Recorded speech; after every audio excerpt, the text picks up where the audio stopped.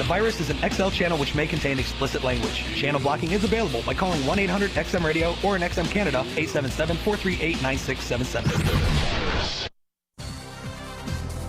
Today's Ron and Fez listener opener brought to you by Linda from thirdtierboard.com.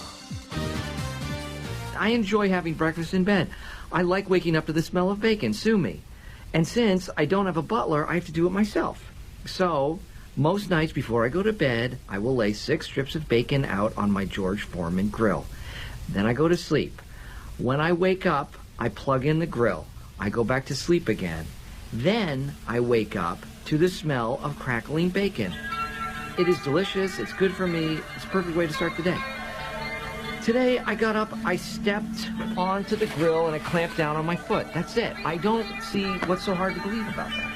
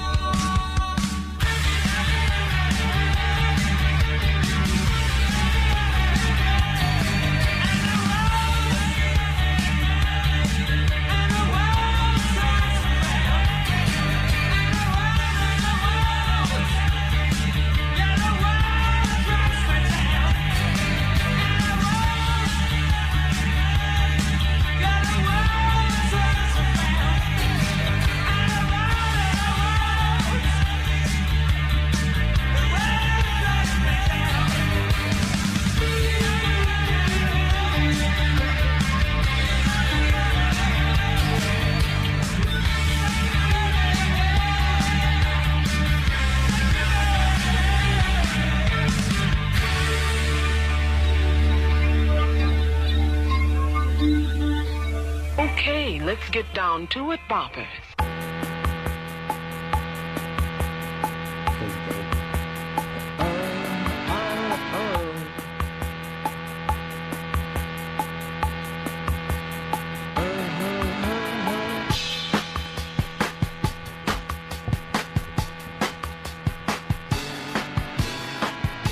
Oh, yeah, buddies.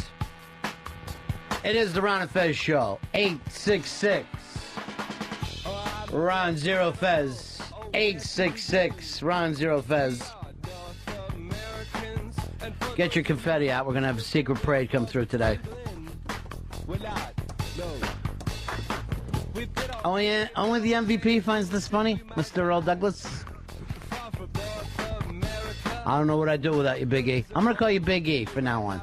That way I'll have Big A and Big E. Thank you, Ronnie. And Hicks, I'm going to start calling you Chris Stanley. All right, 866 Ron Zero Fez. 866 Ron Zero Fez. It's Delco Mark. How are you, my friend? Hey, what's up, buddies? I'm in Chicago this weekend, or was, for Lollapalooza. Stopped by Molly's, picked up a Ronnie B. It was fucking heaven in my mouth. I'm glad to hear. That's what we like to say. It's like a little piece of heaven in your mouth. How was Lollapalooza over the weekend? It was pretty crazy. It was excellent time, my friend. What was the set of the weekend? Set of the weekend for me, I don't know, guys. What do you think? Radiohead. Well, you're not going to do any better than Radiohead. All right. I was happy to hear about that. All right, Delco Mark. Do you driving back to Delaware County, or are you going to catch a plane? Driving. Of course you are. Of course you are. Have a safe trip, my friend. Yeah. All right, take it easy. All right, peace. Before you know it, you'll be hitting the border of Aston. All right, 866 Ron Zero Fez. 866 Ron Zero Fez. Let's see. Let's go to Kenny Cheese. Kenny Cheese, you're on the Ron and Fez show. What up, Ronnie B? How are you, my friend? Love the opening. And how about an Ichiban? We do have time for an Ichiban here today. Ichiban, of course, means number one. What do you got Here's for my Ichiban, brother. Yeah. The NFL kicks it off this weekend with the Redskins and the Colts, and say goodbye to baseball. Watch it fall off the map. Well, you say that, but really we've got another, 5-6 weeks before there's even a football game to care about. I'm not a preseason guy. I feel like preseason is what burns you out during the year. I will always watch preseason as much as I can see. I just wait for football so long that I have to tune into it. Now, is that because it's on your television? Like, because your television has never been turned off. You watch whatever they give you. True. And football, preseason football. Now, tell me what you get out of preseason football, because you're seeing a lot of people who aren't even going to make the team. Well, that's it. I like to see which quarterbacks are, even if, Peyton Manning gets, 2 downs or something like that to play, I still like to see what everybody looks like out there. Right. You're going to get 2 downs out of Peyton Manning, then why keep watching the game, though? Because I want to see, I just want to see all the players. I want to see what's going on. And I do this. I pretend they're regular season games in my head. You know what I love, Fez? What? That you can take your point of view and explain it in a way that makes sense to all of us, and now we all get it. I don't know if anyone understood that. I got it. I'm with sure? you. Yes. I'm with you 40%. I'm with you 40%, which, by the way, and this is exciting, a new Ron Bennington record. Record. I understand you're 40. Here is, let me go over here to Paul. Paul, you're on the Ron and Fez show. You got an Ichiban today. Big story that everybody's talking about. Yeah, I got the bad news, Ichiban. Morgan Freeman, injured in a car accident in Mississippi, airlifted to a Memphis hospital. I hadn't even heard this story. It just broke on the wires about 2-3 minutes ago. So, Morgan Freeman, he's in a car accident, and what exactly is wrong with him? It's just getting reported right now. He was in Ruleville, Mississippi, and he was airlifted to a Memphis hospital. Conditions unknown. He was talking at the scene, but other than that, there's no real news. Just broke, and, a lot more to follow, I'm sure. All right, Earl, I see you look like you're going to faint. You okay over there? We're going to send this gentleman in the big-ass prize closet. You okay with this, Morgan Freeman? It's horrible news. He's like, do you need to leave? You need to leave and go be with your family? I mean, I'm a little distraught right now, but I'll stay with you guys. Yeah, okay. Was there an elderly white woman in the back seat? Everybody loves Morgan Freeman. I don't think you're going to meet a human being who says, you know who I don't like? Morgan Freeman. Do not like that Morgan Freeman. Something's wrong with him. Everybody loves him. More kids love that man than love Santa Claus. So hopefully he'll be okay. Now, the Transformer kid, who, by the way, doesn't have a name. They just call him Transformer Kid no matter what movie he's in. He got in the accident a couple weeks ago, and now they just announced that his hand's crushed. Oh, yeah, had to have surgery on 2 of his fingers. Completely crushed, they said, very Radar O'Reilly. All right, so I got the wire here. And this Morgan Freeman's thing is what I like to call the curse of the Dark Knight. Anyone who's involved in these movies has really bad luck. One dead. The other one beat up his mom, and now Morgan Freeman injured in a car accident. Hopefully he'll be okay, though. And Katie Holmes developed purple hands. Katie Holmes, that's right. Yeah. Got what they're now calling Barney hands. They call Barney hands when any part of your body starts to turn purple. And Dave, stop pointing at your crotch because that's embarrassing, and I'm all upset about Morgan, and I'm also keeping an eye on the MVP, Earl Douglas. Here's Kevin. Kevin, you're on Ron and Fez. Ronnie B. Ichiban, sad day for baseball. Skip Carey dies at 68 in his bed at night. Skip Carey passed away as the curse of the Dark Knight goes on. Skip Carey, his father died, 10 years ago? Yeah, I think so, yeah. And he was 68. So how old was Harry Carey? Million? He had to be about $1 million. That clearly in his late 80s. Very shocking. It was a really sudden surprise. His son Chip Carey was like, we weren't expecting it to go. Yeah, when you're 68, you expect when you say goodnight to your dad that there's no problem. Like, the guy wasn't in the hospital. No. He wasn't sick. This is why I tell you, and Fez, please take my word for this. Do not sleep. If you do, this could happen. I think about it every night at bedtime. Just think of it this way. Every nap is a little death, and that'll make you feel more comfortable. Tony, you're on the Ron and Fez show. Hey, Ron. Hey, Fez. I got an Ichiban for you. Bernie Mac's in the hospital with pneumonia. Okay, the Dark Knight curse. It goes on and on. Now it's word up. And also, Earl, word to your mother. Earl taught me that one. And it just means, what's it mean, Earl? Go tell your mom? No, it just means that's the truth. Yeah. What about, word to your mom's, we's dropping bombs? What exactly does that mean? Does that mean actual bombs, or is that something different? Not actual bombs. It's just like... Because I'd love to learn a lot of these phrases. Poop, maybe. Truthful knowledge. You know why? I like to interact with the youngsters. That's what I like to do. I like to get out there and talk to them. Start having them think about their major. It's never too early. Better start thinking major. Because you know who didn't pick a major? No. Charlie Manson. And look at him now. Look at the trouble he's in. Here is Marty. Marty, you're on Ron and Fez.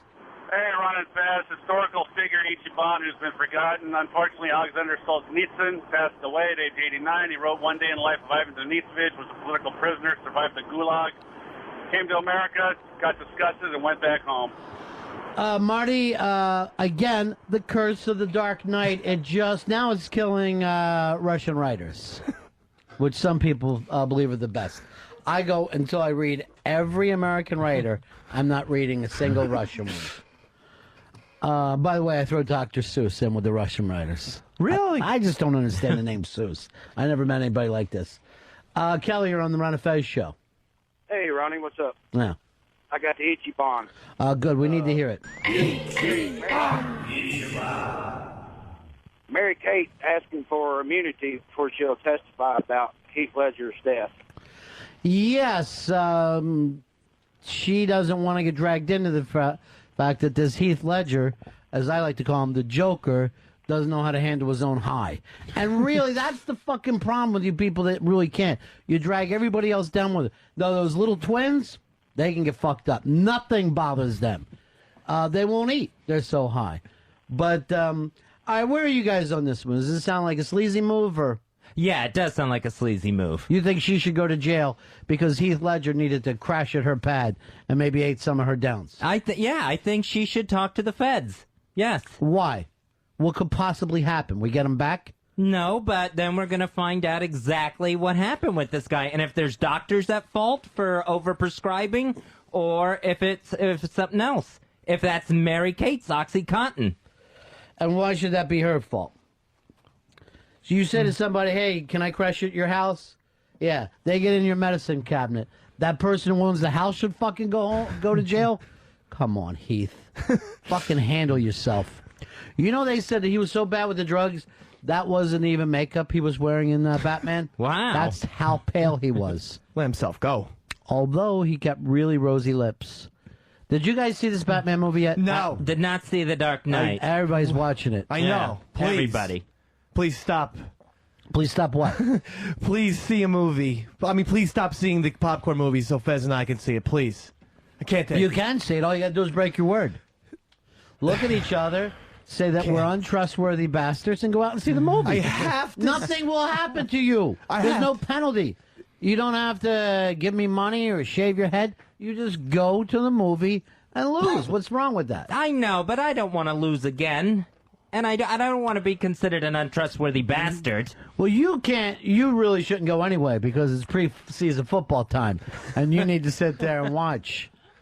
But it's going to be at the IMAX soon. And if I don't see it in the IMAX... It's the only place to see it. Yeah, I know. Let me tell you. You know how when they go to Hong Kong in this, and he jumps out the window and he's holding on to that plane?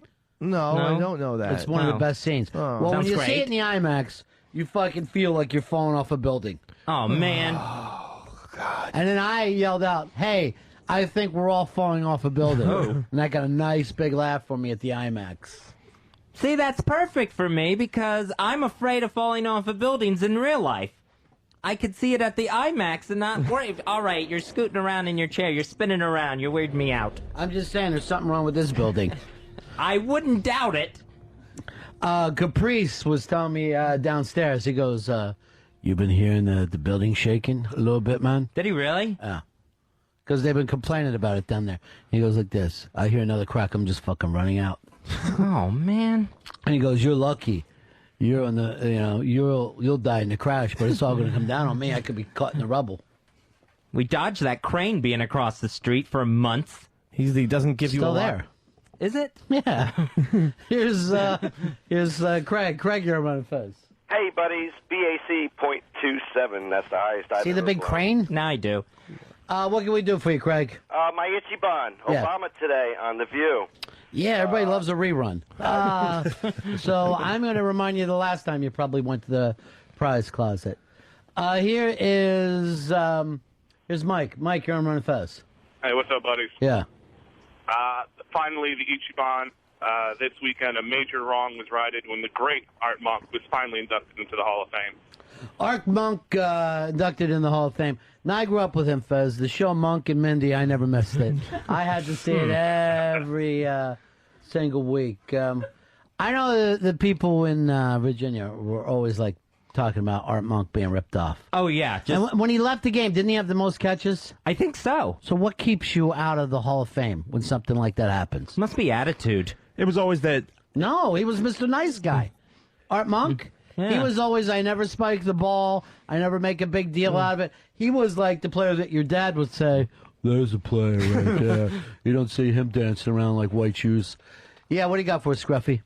Well, he just wasn't very explosive. He just consistently caught those crossing routes, Right. the short routes, and never really did anything. Exactly. He did not know how to do a funny dance. And right now in America, unless you do a funny dance or acting like the ball's a baby that you're burping or the ball's a cell phone and you just call your mom, people don't know who you are. Scruffy, why are you all dressed up like... I was a new dress code, so I no sandals, no shorts, so I decided to go all out today. Well, I love a blue shirt with a tie. It looks like prom night at the Grapes of Wrath. It really does. It's a fantastic look. It's like if you went to church on a Thursday. So you're move over the VIPs with Earl. I was the one who installed the dress code. I could be. I'm sorry, you did? Near the VIP. That's funny because I remember your interns tell me they were wearing little soccer outfits last week. Well, I enforced it, I should say. Fezzy, this is why you're not going to Batman. That kind of attitude keeps Batman from happening. And revisionist history. Here's Rick. Rick, you're on Ron and Fez. Hey, guys, Dark Knights at the break for 100 million. Matter tomorrow. Fez wins the bet. No, 400 mil is not the place it's supposed to break. What is it? 600 in this country, 1.8 billion around the world. Around the world, yeah. 607. I thought we're going U.S. I'm sorry, guys. Yeah, so you don't know what you're doing here, my friend. $600 million in the U.S. Now, they said in today's dollars, Titanic would have made $900 million. That's how much ticket prices are going up. So that's what we're looking at, $900 million. I have to make $900 million? Well, no, not you, the Dark Knight. You don't have to make anything. You just sit there and think, me and Dave are the only people who haven't seen this movie yet. You really haven't seen it. I honestly have not seen it. And if this thing misses the record by $30, which is the IMAX price, because me and Dave haven't seen it, that's going to be bad. What is the IMAX price? $15 a piece? Yeah, $15 for IMAX. Whoa. Still, it'll be worth it. I've been saving.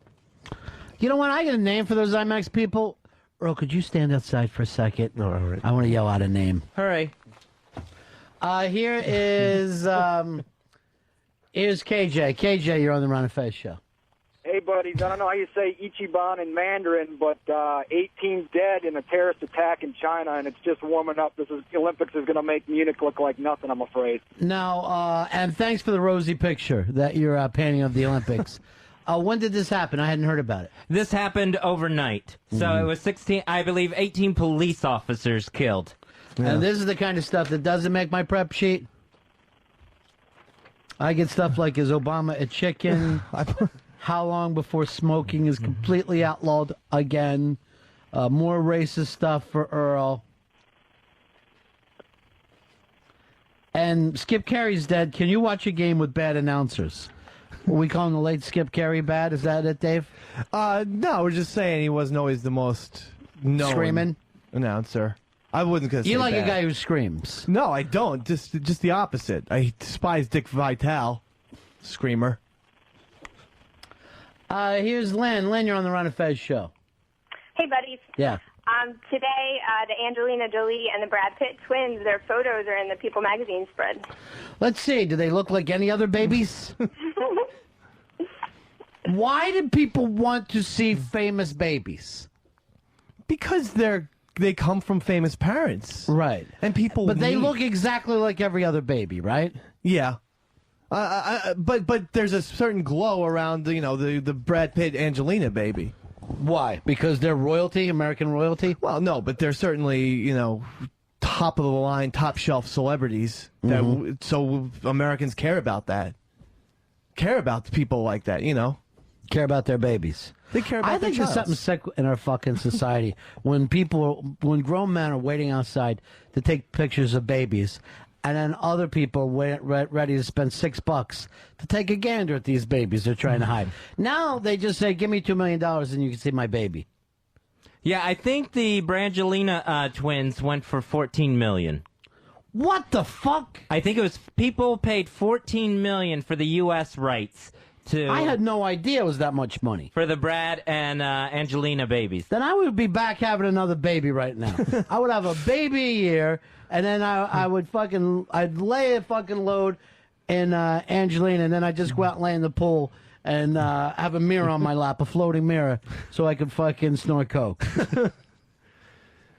Yeah, but that's probably the reason why these photographers are going so crazy for these pictures. The bounty keeps going up and up on these photos. No shit. Because there's something wrong with the American fucking society when we're like Dave, where we think there's a glow around a baby because of American royalty.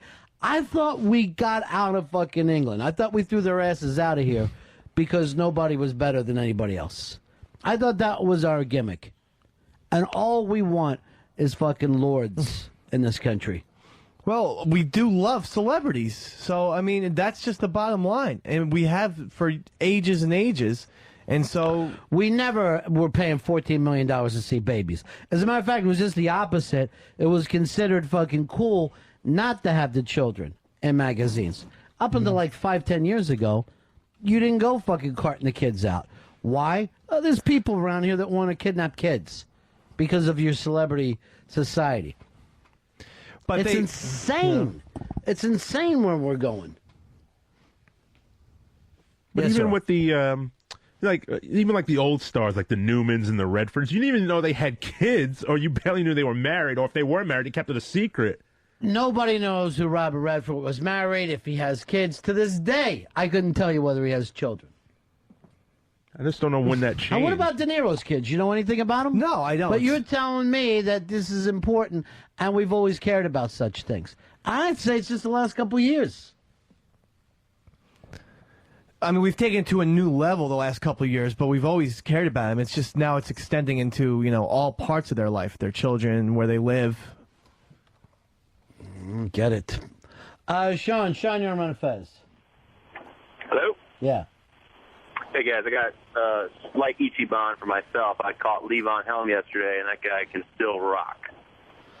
Yeah, you're not going to find anybody denying that on this show. Maybe Fez. Not a big... Are you a Levon Helm fan? You know what? I haven't listened to enough stuff to say I'm a fan. I wouldn't say I'm not a fan. Well, you've had your entire life. The entire catalog has been out your entire life. So if there was anything that you could listen to, you could judge by now. But you're still leaving it open. Yeah, I'm going to leave it open. I mean, I would say I'm a fan if I have to pick one. I'm a fan. All right, here's what I like to say to you, Fez. And I'm saying this in all honesty. Sex, drugs, rock and roll. Right? Just pick one. Pick one fucking thing in life to get behind out of the major three. Just one. That's all you got to do. Dave? Sex, drugs, rock and roll. Rank them. Rank them by level of importance.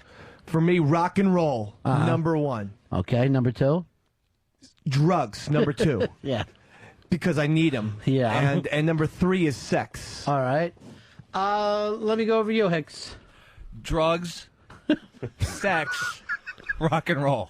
All right. I like getting high. Right. Got to get high. Drugs doing a lot better than we ever thought. Oh, yeah. Scruffy, what about for you? I would definitely go exactly what Hicks just said. Definitely sex, drugs, and then sadly rock and roll. No, he said drugs, then sex. Oh, okay. So I go sex above drugs. I like to get my dick wet as much as I can, I would say. Okay. Oh. Even if it's a guy, ass you're in. Well, I mean, I can... Earl, what about for you? I'm going to go sex, rock and roll, and then drugs. Sex, rock and roll, and drugs. Come on. Fez, what is the perfect way to put this out? It's drugs, rock and roll, sex. All right. The person who was right, who did this properly, is Scruffy. No. This is exactly why we say sex and drugs and rock and roll, which, by the way, from what I understand, are very good indeed. Because that's the fucking way they're ranked.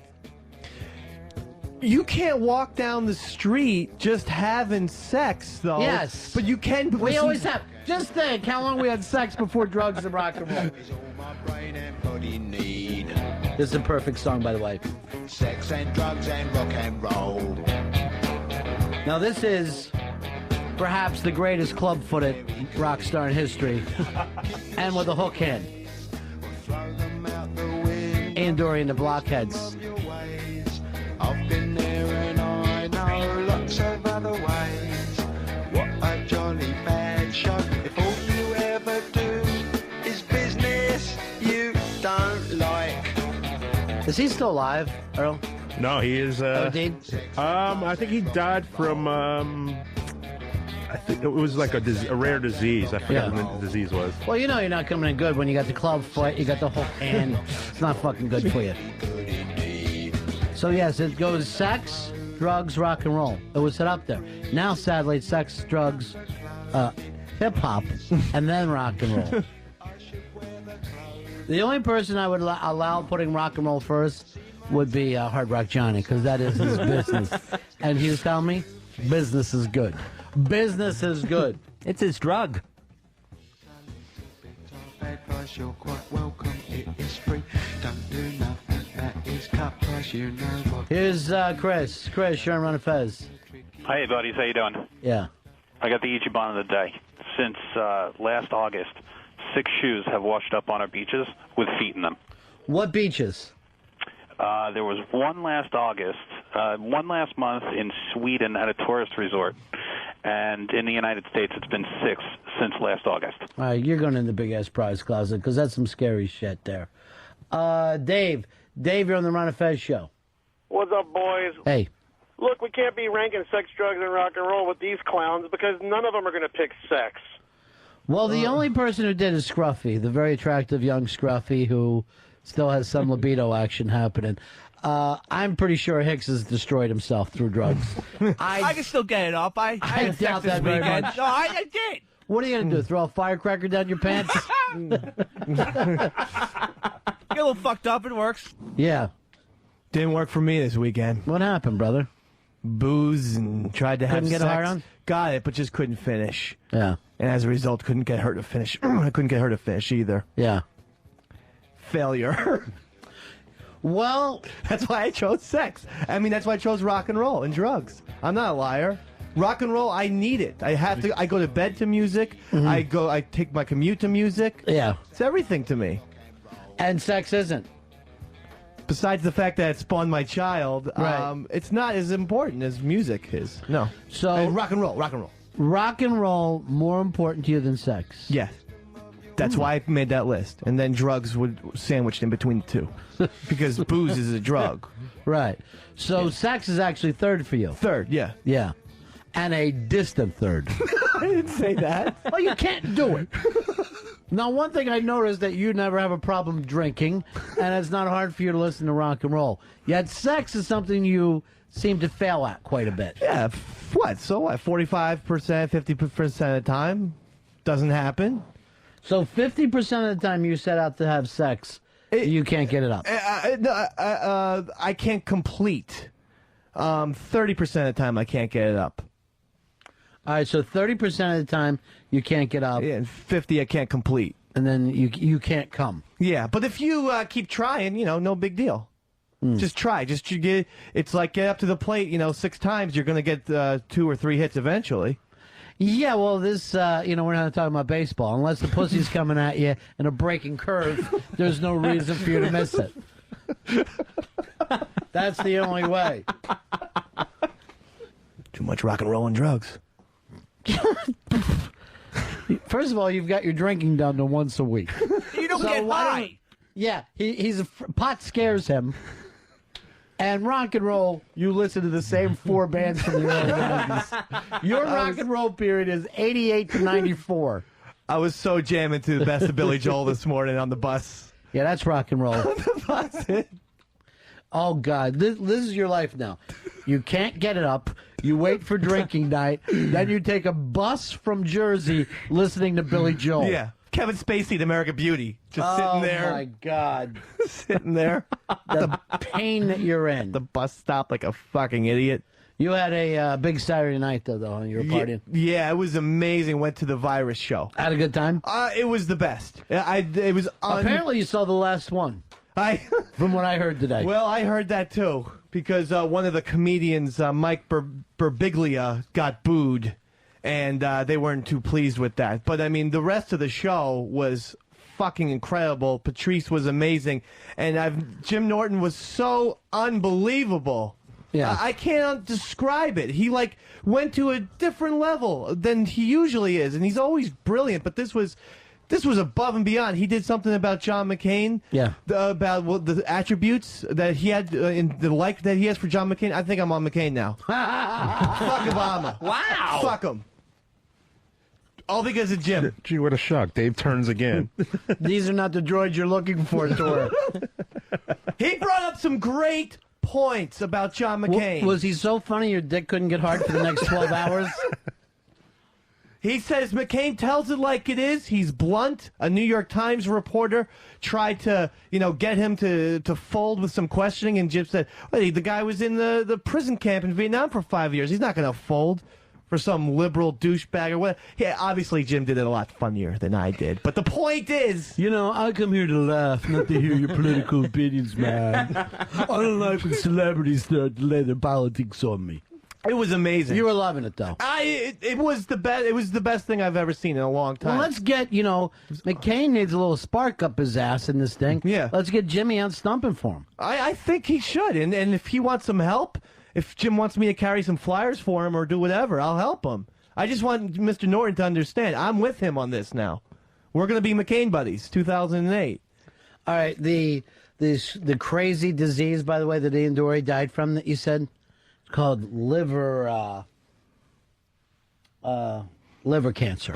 So, weird. Not all that odd. He had like a rare condition from something else. I remember reading this. But liver cancer is not that rare. I'm sorry, can you Wikipedia liver cancer for me? Because I don't know what that is. What exactly is a liver? And, of course, I got that from Ken from Portland, who said, again, the curse of the Black Knight strikes.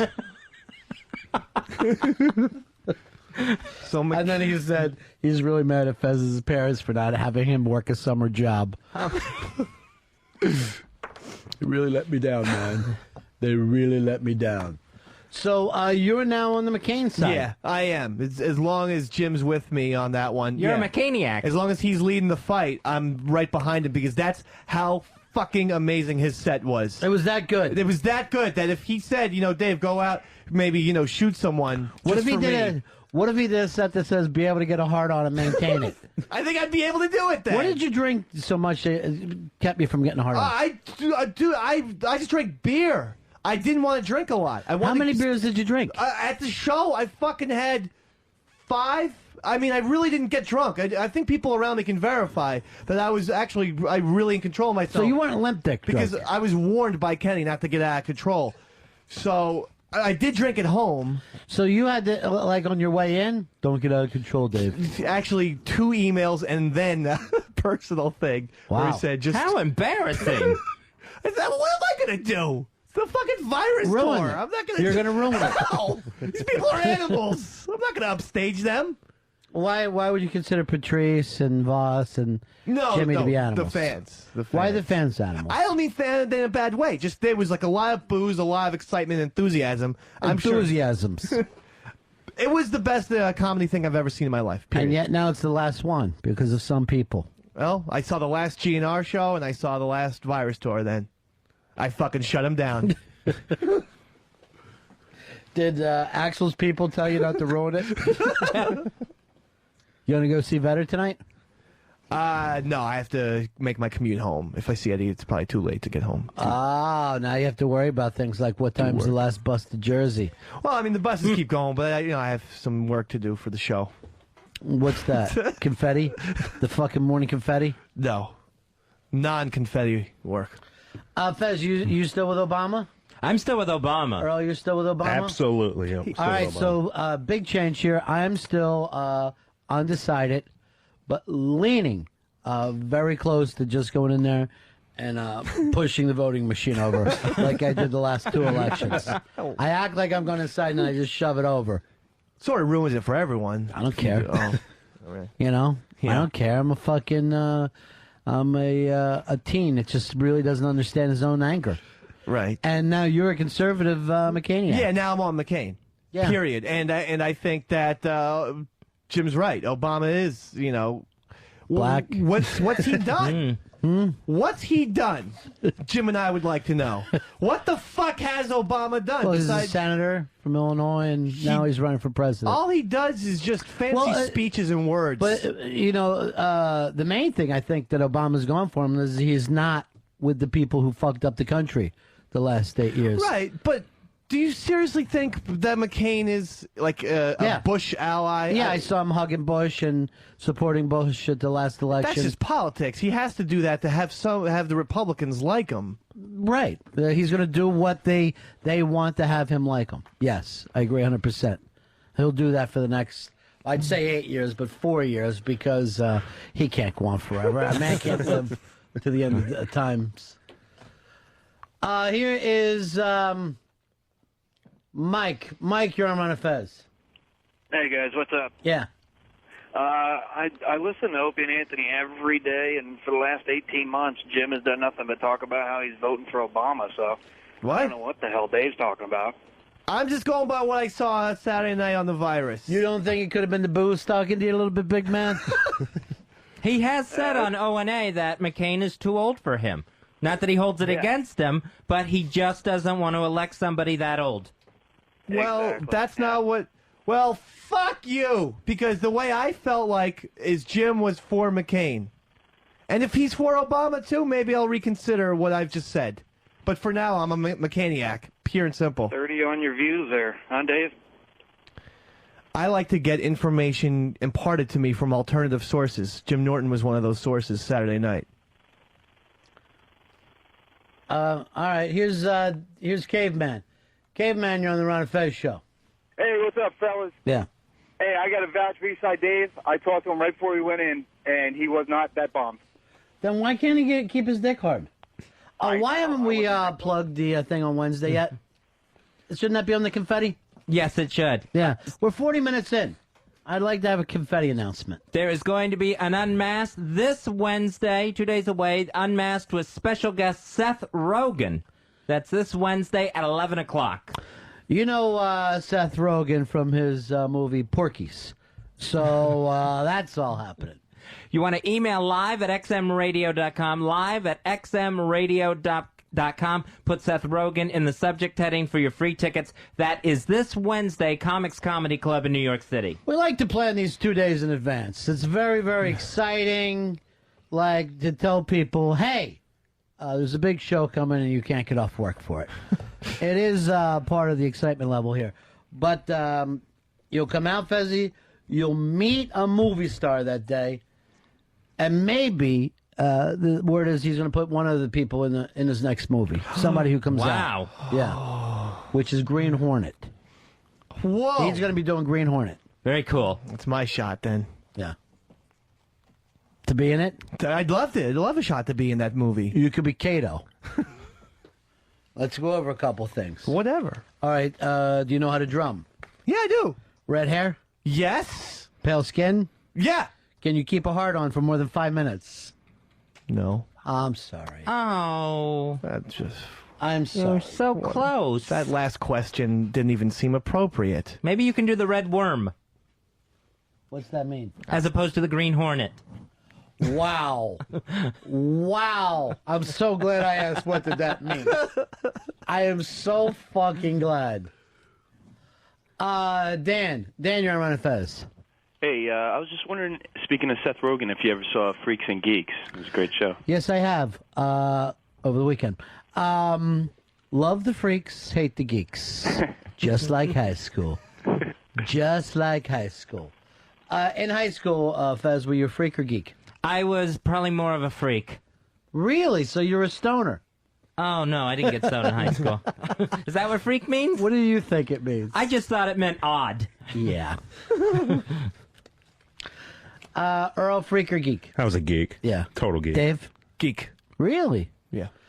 Hicks, should I even bother asking you? Oh, I was a geek for the first half, freaked out in the second half. So you didn't come into high school partying? No, it was my junior year started getting all fucked up. That's amazing to me. So what were you doing as a faggy freshman and sophomore? Oh, reading like fucking science fiction novels and watching fucking Blade Runner over and over again. I could make a little sitcom out of you and your transformation. So were you one of those guys, the moment you got high, that was it for you? You stayed in? It was over, yeah. Yeah. As soon as I took that first hit off the bowl, it was over, man. Now, what kept you all the way to being a junior before you got high? I think it was because of my being around my dad. I didn't want to get fucked up. Yeah. You know, but then eventually I just said, fuck it, might as well try it. Why shouldn't I? And then it was See, on. being around my parents, I wanted to get fucked up more. Yeah, once I did start getting fucked up, I realized that, I could be fucked up. I can forget about my problems at home, Yeah. get trashed. Absolutely. They don't tell you that when you're a kid, but it really does help you to cope when you're unbelievably high the entire time. You would be surprised how little you give a shit about. Your parents get divorced, you don't fucking care. Grades, suspended, fuck it. I don't care. Grandpa died. Yeah. Woo-hoo. My true story. My fucking when my grandfather passed away, I showed up there speeding my balls off and was fucking chewing gum while I was carrying him. Oh, Just fucking cranking through. And everybody says, "Oh, it's his nerves. It's his nerves." I was fucking whacked. I was 14 years old and whacked on fucking Christmas trees. Here is Dan. Dan, you're on Ron and Fez. Hey, what's up, buddies? Dave Yeah. Holden, number 308. What's happening, big man? I was hanging out with Dave on Saturday night. He seemed totally in control. Dave, I was the big guy who hugged you. Why didn't you fucking just jack that cock of his a couple times and get him going? Would have been nice, Danny. He needs a jump. So, how was the show? Was it a good time? Oh, it was a great time. Lots of fun, lots of laughs. Felt bad for Mike Berglia, but tough shit. Well, I guess that's the kind of shit that keeps it from happening, though. Yeah. Yeah. Yeah, that's why it's the last one. Yeah, you got to have a big set to get up there and do that. Yeah, well, hopefully, everything will calm down. There'll be one next summer. There has to be. Why don't you start a petition, Dave?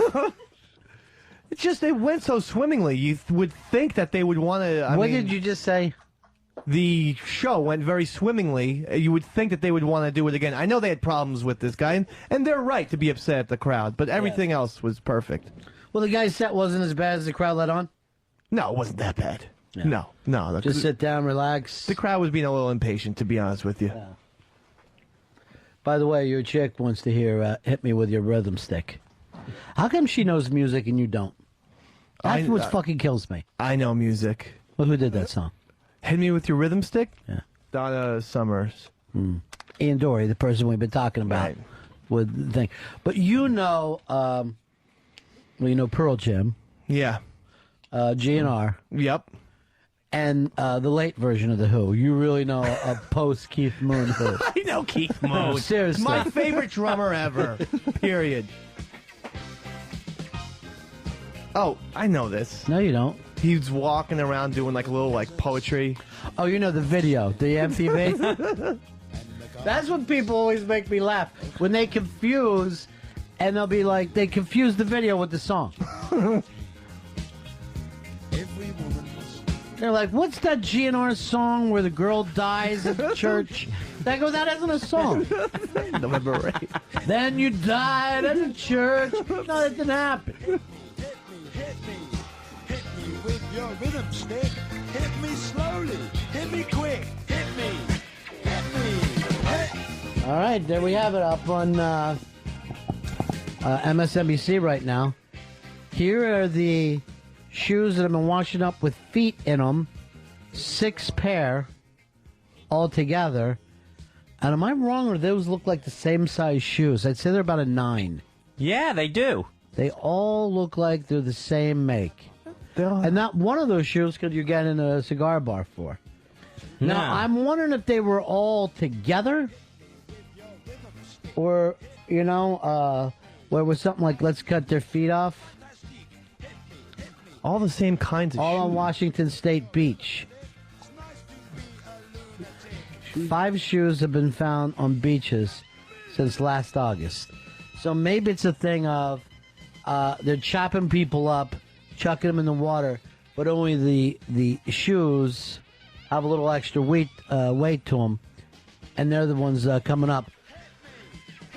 And maybe the fish can't get inside to eat that the way they are, like, a leg or a thigh or whatever. Oh, there's Big OJ, who looks like $1 million today. Dyeing his hair. They're all pleading guilty, all the other co-defendants, and lining up against him.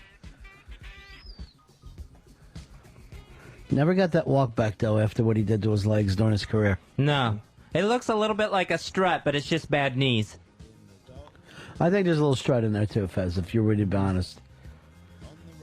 Look how happy the guards are to be guarding him. Hello, Mr. Sampson. Remember when you killed your wife?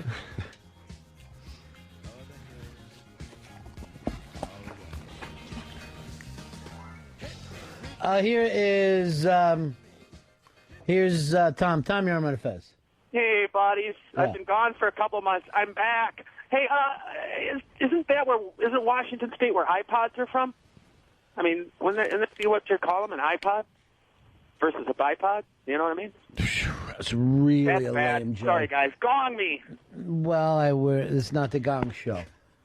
You're going to have to call Dave and Jimmy and see if they'll gong you. I'll just hang up on you. It would have helped if iPods were from Washington State, but Apple is not located there. And even then, I don't think it would have worked. as opposed to a bipod. Seems like everything with these feet went swimmingly. Right back, Ron and Fez show. Ron Bennington, Fez Watley, Ron and Fez. I was driving my rig down the interstate, had an on-time bonus, couldn't afford to be late. So to save on fuel, save time and cash, I fly by the scale house, move on past with Pre-Pass. Pre-Pass.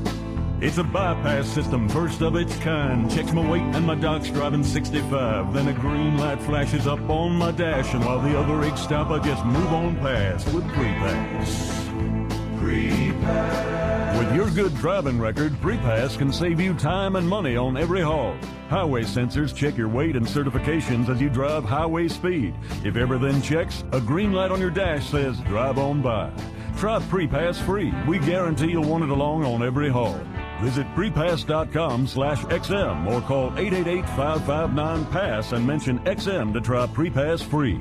That's prepass.com/XM or 888-559-PASS.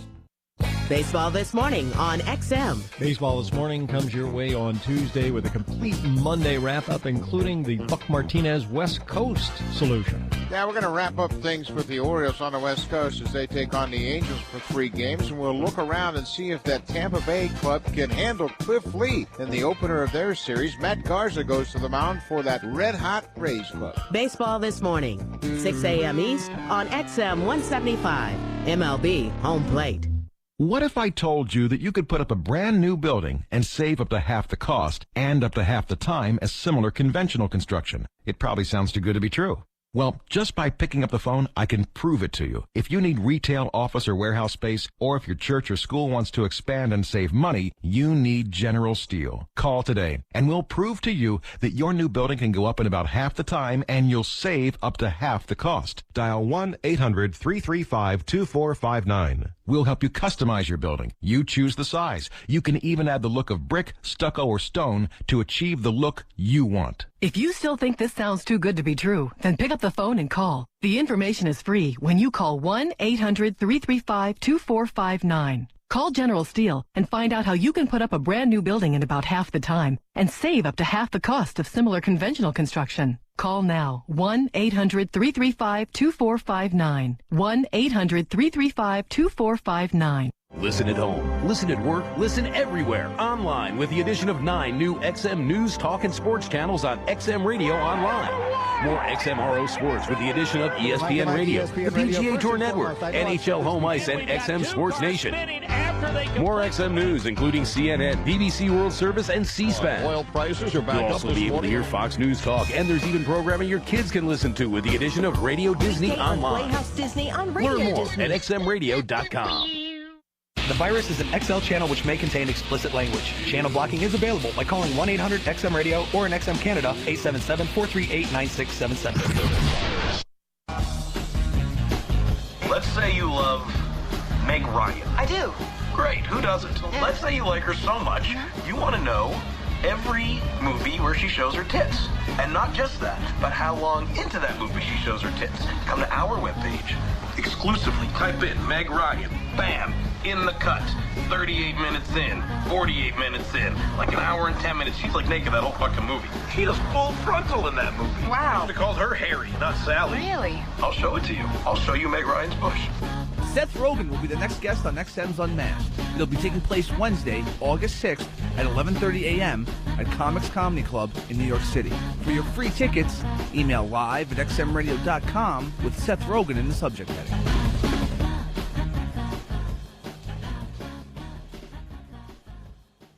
It's the Ron and Fez Show.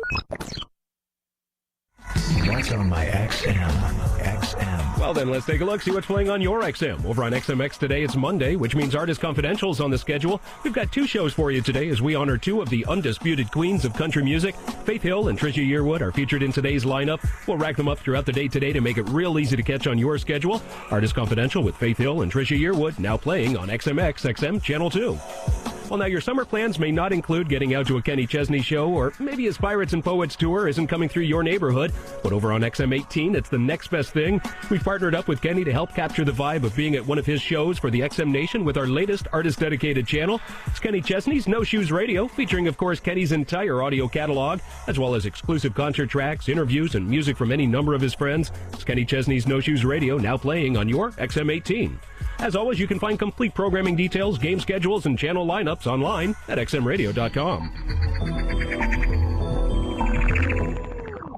His hair was falling out in clumps. Petey stopped eating and all his hair fell out. Mounds and mounds of fur all over the place. Our hairballs have hairballs. Our golden retriever, Sundance, he scratched incessantly. There was hair all over. I heard a radio advertisement for Dynovite. DINOVITE.com.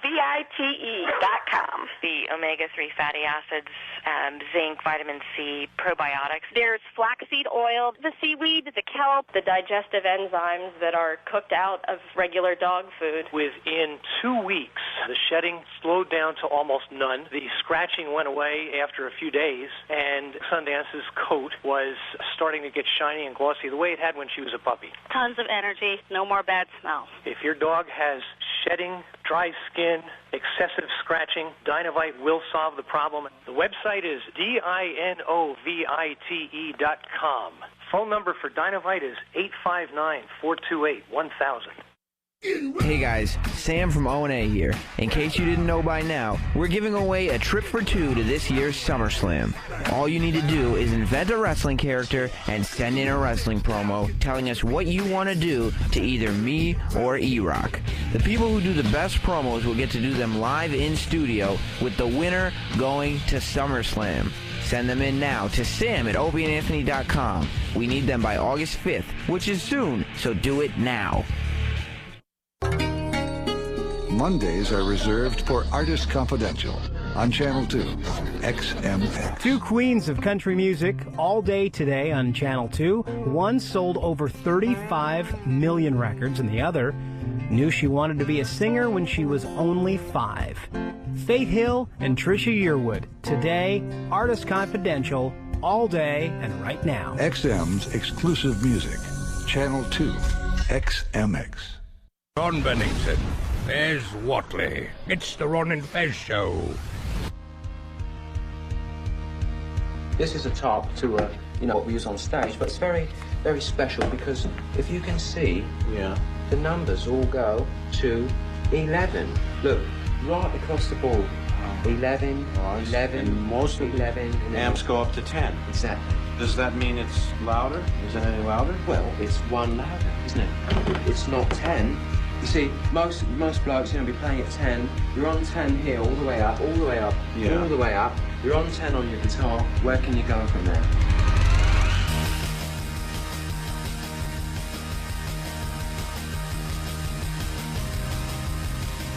It's the Ron and Fez Show.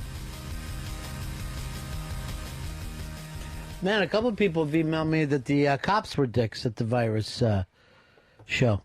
Did you see any of that, Dave? Well, they told us we couldn't hang out in the parking lot. It's called tailgating. Yeah, they told us. They do it before every show now. I know, and they informed us that we weren't allowed to stay there past like 7 o'clock or so. They made us put down our drinks and go in, essentially. Ah. So that was a little bit weird. Some people were having trouble getting in the parking lot, too. They were going to close it down, and Club Soda Kenny smoothed that over with the Jersey cops. Those PNC cops are they always seem to just be too much. Take it up a notch? They're too much into being a cop and sort of ordering people around. Because everyone was just really having a good time. There was no reason for... Again, maybe this is why you're telling your daughter, don't respect cops. Don't trust them. Yeah. Because these personal guys were on power trips that day. I'm not saying they're always like that, but that day they were... hey, put that drink down. Get inside. Let me see your papers. Let me see your papers. They were acting very much like Nazis, whose uniform were inspired by the New Jersey State Police. Well, I don't know if you ever saw the Philadelphia motorcycle cops, but they are fucking stormtroopers. Not that they're not dateable. All right, 866 Ron Zero Fez. 866 Ron Zero Fez. Jeff, you're on the Ron and Fez show. Hey, buddy. How you doing today? Good. How are you? Good. Hate to rain on Earl's parade, but there was an AP news article up this past weekend that said Barack Obama has come out against reparations for slavery. Well, there's no way he can come out for it. That's for sure. He cannot come out for it and hope to get a single white vote. By the way, I'm also going to be charging you for something that you didn't do. That would be the fucking destruction of him. Here is, I'm looking up there, too.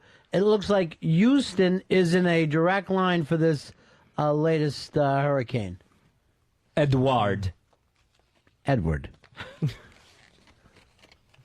It's got a Q in it, I think. Take it out. You're misspelling Edward.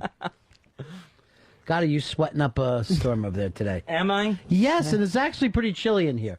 Now just lean up. Now look at my pits and look at your pits. All right, you have nothing. Yeah. Yours are completely dry. I'm in an air-conditioned room. Yeah. Why are you sweating like that? I don't know. It must be coming off the pills. I think that's what it is. I'm itchy. I'm sweating. These pills really help, don't they? Oh, they're awful, and I'm stupid enough to get desperate every time to try them again and think maybe something new will work. I just am so freaking stupid about it. No, I was talking to a friend of mine, and he asked me how you're doing, and I said, well, bad. He's taking these pills, and now he's coming off it, and he can't control his hands and his feet, and he's all jittery. And he goes like this. No, he's not. I go, yes, he is. He goes, I know all about these pills. I work with them. I prescribe them. He goes, it can't be happening. I go, but it is happening. Yeah. He goes, it isn't. I go, I'm fucking telling you, I'm next to the guy, and he's acting like a nut. And he goes, he's doing that all in his head. It's not from the medication. These aren't the kind of narcotics. So finally I said to him, do you know people can be allergic to things? I go, no one ever tests Fez for fucking allergies. They put him on pills, and he acts like a maniac. And really, well, what have the last 3 weeks have been like with him being jittery and nuts? Just tremendous amount of shaking. We were looking at you Friday, and I actually brought it to your attention. I go, well, even right now, you're holding on to your hands to keep them from moving. That keep that's them from not twitching. Yeah, that's not. But you actually were doing the jerking thing like you were fucking spastic. Have you ever been tested for allergies? No, I haven't been tested for allergies. Has anyone ever brought up to you that you should be tested for allergies? No, they've tested me for other things, but not allergies. Have any of your friends ever said to you should be tested for allergies? Yes, you have. And how many years have I been telling you? Probably about 5. And yet you just keep taking the pills anyway. I'm just pointing out that nothing I say even matters. Earl, I want to put you on these same pills. I'm doing a test right now to see. I'm going to put you on them and then take you off them abruptly and see if I can get the same, recreate the same fucking twitchiness. No, I think I'll probably have the same reaction. I'm going to give you an extra pill, too, for sickle cell. And it's just, I don't think you have it, but why not be safe? No, my cells are fine. Take that one. Your cells are fine? Yes, they're not too sickly? They're not shaped like a sickle. No. Good. Because I worry about that with you. What happens? One cell turns sickle shape and it starts stabbing the other ones? More or less, if you want to know the truth, they start to spread around like that. Yeah. And the last thing you want is your cells get all sickly. Now, you, Dave, you have pickle cell anemia, which is from over drinking. That means you can't get a hard on and sustain it. Well, you said 30% of the time. 300 hitter. Yeah, so big deal. Yeah. Casey gets to sleep with Showboat and Pete Rose. Why don't you just try to get on with a walk, anything? I mean, if I can't get up, I'll lick the pussy, I'll put my tongue there. And no big deal, even though I was told I do it wrong sometimes. Why, you going sideways? Too pointy. Oh, yeah. Yeah. Oh, your tongue is sharp. I stab. Yeah. I stab at the pussy with the tongue. Like, And I was told, no, just make it more flatter and just kind of move your head. Now, up is and this down. like when my dad tried to get me to do yard work, I'd make sure I destroy the bushes so he would come out and fix it? Are you trying to do it poorly No, so you don't have to do it anymore? No, like the taste quite a bit. Quite a bit. So why do you look how you roll your tongue? So it's almost. You getting off yet? It's like anything happening down there? It's like jabbing her with a spoon. Huh? Oh, this is good. Hi. But then I told, just pretend you're like a retard and make the tongue like big and flat. Yeah. And just move your head up and down. So that's the way I'm doing it. Yeah. I don't know. Some people got to teach me some things. Because my previous girlfriends, they never said anything. They never said I was doing it wrong. Except Westside told me she never had an orgasm. Ever? Not for 6 years. And 6 years. Now, did that ever bother you? Like, hey, fucking shit. Too. I know, but did you ever think to yourself, hey, I got to try some different things here? I would try to, but she wouldn't like. She was, I don't want to say prudish, but she wouldn't open herself up sexually. Right. So what am I supposed to do? knees together. I'm like, dude, I'll try whatever the fuck you want. But Right. she just was like, let's go missionary. If you're behaving correctly, you can get some doggy style. And that's it. So she actually, you had like little stars, and once you got 10 of them, you got to go doggy I got style. doggy, which is my favorite, Mr. B, if you must know. I didn't even ask. I didn't even ask. Right. I wasn't even slightly. Matter of fact, even though you brought it up, I feel a little queasy. Just thinking about you enjoying anything. But I think most men don't have a problem with the chick, telling them what they want. Well, for a lot of people, it's hard for them to talk back and forth, and maybe it would be easier if you didn't wait until you were drunk and in the middle of it and going, "What's wrong? What is wrong?" But I think that it's important. Like chicks should know that guys want to be better and don't fucking keep it to yourself. Fez doesn't want to be better. Now, did you hear Dr. Steve's show the other night on the Saturday Night Virus? Yeah, I heard the weird medicine addendum. Now, you, apparently they spent some time talking to the guy who wants to take you out. Right, yeah. For some reason, he's now changed his name. He's now Ed. Well, Ed doesn't want people to know his real name because he, sells washing machines down south. And apparently down there, they won't buy a washing machine from a gay guy. So he has to be Ed on the air. Oh, okay. No get a washing machine from Ham, honey. So, did the guy sound like he was really into you? No, it didn't sound like he was so into me. He said he still wanted to take me to a football game on a date, to a Tennessee Volunteers football game. But I don't think he sounded that into me. Maybe he's just not that into you. I'm going to pick up a book for you that all the girls pass around. Well, he's not into you now. He's got to get behind you. Then he'll get into you. No, not even that way. I don't even think he wanted into me that way at this point. It seemed like he was just wanting to go. It sounded like he was looking for someone to take his extra football ticket off of him. Maybe that's gay code. Oh. So what do you need to be wooed a little more than what he's doing? Well, I mean, I don't know if I'm interested, but that certainly wasn't wooing on the Saturday Night Virus. What would you like him to say to you? Well, it was like, it was basically like he ended up sitting next to me by mistake, like, like there wasn't any, because I was told we got it from Dr. Steve that he wants to go out with you. Right, Does yeah. the guy not want to go out with you? I don't think so. I don't think he does. I think this is a cruel joke on Dr. Steve's part. You need to woo Fez a little bit. I'll show you how to act, Ed. Okay. His name's not even Ed. Fezzy. Yes.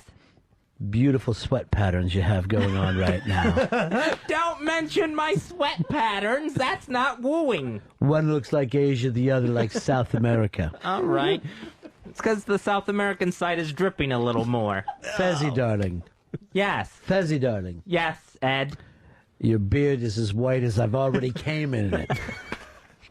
See, You call that beard a cum catcher? No, I don't. I do. Neither do the Native Americans. Fezzy, your nostrils are wide enough for me to fuck. You know that? This isn't wooing. No, it's bringing up things that I'm sensitive about. I didn't know. Yes, that I'm nervous about. My pit stains. Yeah. My white beard. Yeah. My enlarged nostrils. Swear to God, I've known you literally half my life. Right. And I never knew that you were sensitive about that snout. Yeah. Yeah, I worry about my nostrils. Really? Yeah. I figure they're very large, and I figure everyone, and my nose isn't that big. So when we used to put that little curly tail on you and yell piggy, that always bothers you? That bothered me. Yeah. You didn't pick up on that? I had no idea. Seriously, you know you're going to have them filled in. With what? Cum. All right. Lots of Ed's cum. That's not wooing. It's just dirty talk. It's nasty dirty talk. Fezzi, I've never had a date who's eaten quite so much. What are you using? A snow shovel as a utensil? This is fantastic. This is a romantic dinner conversation. Really? What did he say to you? You know, you eat like a bird. Maybe something like that. Pterodactyl. Ed. And please don't bring up my nostrils. Fezzi, you smell like fear itself. That can't be good. Here is Bruce. Bruce, you're on Ron and Fez. Yeah, hey, Dave, really easy grade school way to learn to, eat your girl is just do the alphabet with your tongue like a paintbrush. Yeah, we're all very familiar with Mr. Sam Kinison, God rest his soul. Here's Dan. Dan on line 7, take your thumb off of it. You're on the Ron and Fez show. Hey, I'd like to try to woo Fez here. God help yourself. He's single. He's here to mingle. Hey, Fez, I just wanted to tell you, your fucking ass is so sweet, it's like cotton candy. You give me a fucking toothache over here. That's beautiful. Fez, would you like to go out with Dan? No, I don't think so. No. And I don't know if talking about eating my ass is wooing me. What's that? Why not? You want your ass eaten a little bit? Salad toss? Yeah. Aren't you guys into that? No, I don't want to hear about my ass being called sweet tasting. Here's the thing. It's embarrassing. You could actually toss salad in Fez's ass cheeks. It's like a big fucking salad bowl. Maybe a side salad. No. A Maybe fucking house salad. A little individual sized coleslaw. No. Be it. Chicken Caesar. So that's what you're looking for? A little wooing would be nice. Not this, hey, I got dragged there by Dr. Steve and... Fezzy, you're as twitchy as a baby deer. I try to conceal my twitching, so when you bring it up, it makes me self-conscious. Ed really wants to go out with you at this place he calls Top of the Bridge Restaurant, where you drive to the top of the bridge and get out. God. What's wrong? I don't want to be on top of the bread. You just made me sweat more. No, I'm seriously, you are just soaked. I know. It's a mess. Smells so well, too. Yeah. Musty. It's like if someone poured water into your attic and let it sit there. Is this the wooing? Yeah. I don't know what's worse, his pits or his ass. They're really bad. I've never said this about a human being. I think you've turned. I have not. I haven't spoiled. It's a very sour smell coming off you today. Did you hear his grunting? Is that the nervous grunt? It must be. Yeah. I didn't even hear it. Could get that sling blade out. Yeah. Start murdering people. See you later, Dwight Yoakam. I think that started at NEW when people started to write to us and said, you've got to stop that grunting. And I swear to God, I never heard it. We went back to listen to tapes, and every time I was talking, you just hear... I don't know what it is. Maybe just revving my engine. Oh. I thought you were growling at me like a strange dog. Fezzy, you come off like a strange dog. A strange, smelly, wet dog. Shit. Just because it's a romantic voice doesn't mean the things you're saying are romantic. Oh, I didn't know. Yeah, it's a good voice. I like that. But being called a wet dog... Fezzy, your dick cheese has now emptied the room. We're alone at last. Here's Bart. Bart, you're on Ron and Fez. Hello, Fred. I hear you like to get your ass sprayed out when it's 70. I'd like to spray out your ass. Very romantic. It's not romantic to bring up bad childhood memories. If you'd like to hit on Fez, it's 866. Ron 0 Fez 866. Ron Zero Fez. I guess I'm being wooed. We're all trying to take you away from Ed, the Tennessee washing machine salesman. Please just, I need an on-air name. Old Lonely. I need an on-air name. Ed would do for me. That's fucking being creative in Knoxville. I guess I shouldn't have said the actual town. Matt, you're on with Fez Watley. Yeah, Fez, I'd give you a nice Megan, if you'd like. I'll be nice about it. I'll say, listen, Fez, it's going to get really dark really fast. Bobby, you're on with Fez Watley. Hey, boys, what's going on? What can we do for you? No, I just want to tell Fez that I would go down on his clit and I wouldn't pay any attention to his asshole. I would just pay attention to his clit with my tongue and I would just play with it all night long. What do you say, Fez? What do you say, Fez? Would you like that? I don't have one of those, Bobby. Yet. I'm not getting one. Looks like you're sweating another one, though. Might be just a stalactite. Just a sweaty stalactite forming. That's just a skin tag. You know you can take those off with a string. You can? Yes. Where are your skin tags? I got armpit one. Oh. I'll fucking take them off for you. Really? Yeah. Okay. Yeah. I had a great grandmother who had a skin tag thing. Used to make me tie them off.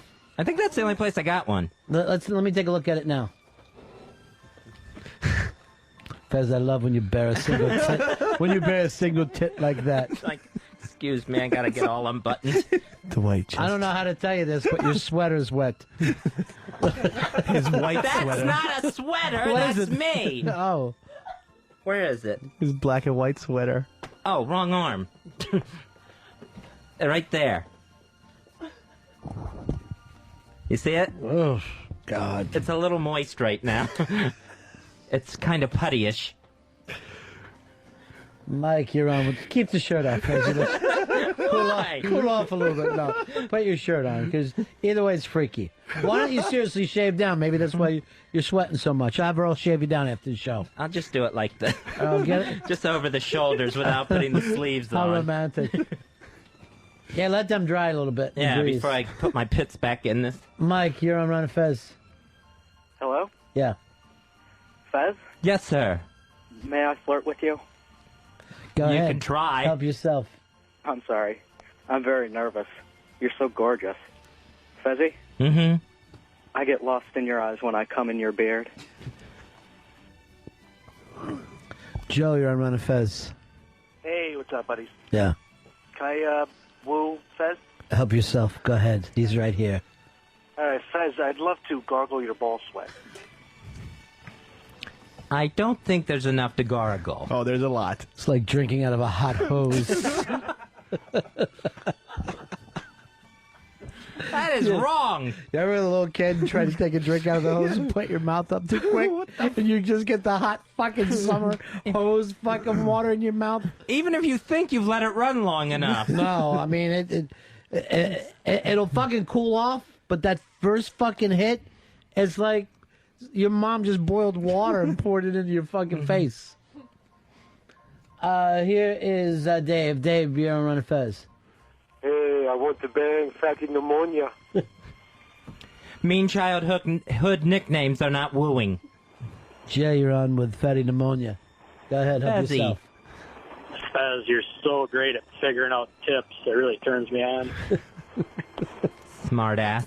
Uh-oh, I think, Fez, you've just tipped 6,000%. It happens. Math is not one of my big skills.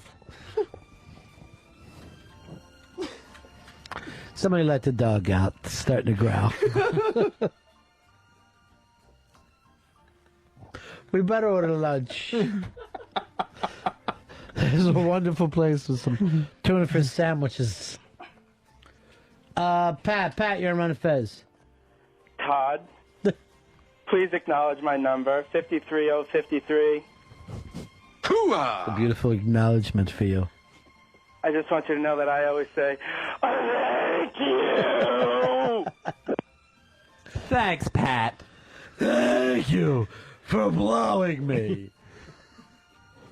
My God, Fez, you sucked me dry. These sound like compliments and achievements, but I don't know if they really are. Stay still. I'm trying to shit on your chest. Is that me? Let's line up asshole to asshole and shit back and forth forever and ever. Back and forth forever and ever. Where are you and Ed going? And the thing is, I did see Ed that day. He kind of looks like you. Ed looks like me? Yeah, did you remember when he came in with Dr. Steve? I go, what's Fez doing in the studio and outside the studio? And he has that whole, hey, y'all. Southern gentleman. Yeah. I'm here to fuck your partner. Maybe not gentleman. Man, that's not very gentlemanly. When we fuck, call me Ethel. It's not enticing. Fez, would you get the hell in here? I got a raging heart on. Fez, can I fuck you in the ass while we listen to Skinner? Yes. Well, you're as beautiful as Leonard Skinner, Fez. You're Skinner purty. Thank you, my southern lover. Fez, can I put lipstick on you? See, I don't think this is going to work out between me and Ed. I'll pick these flowers for you outside the garden. Those are carrots.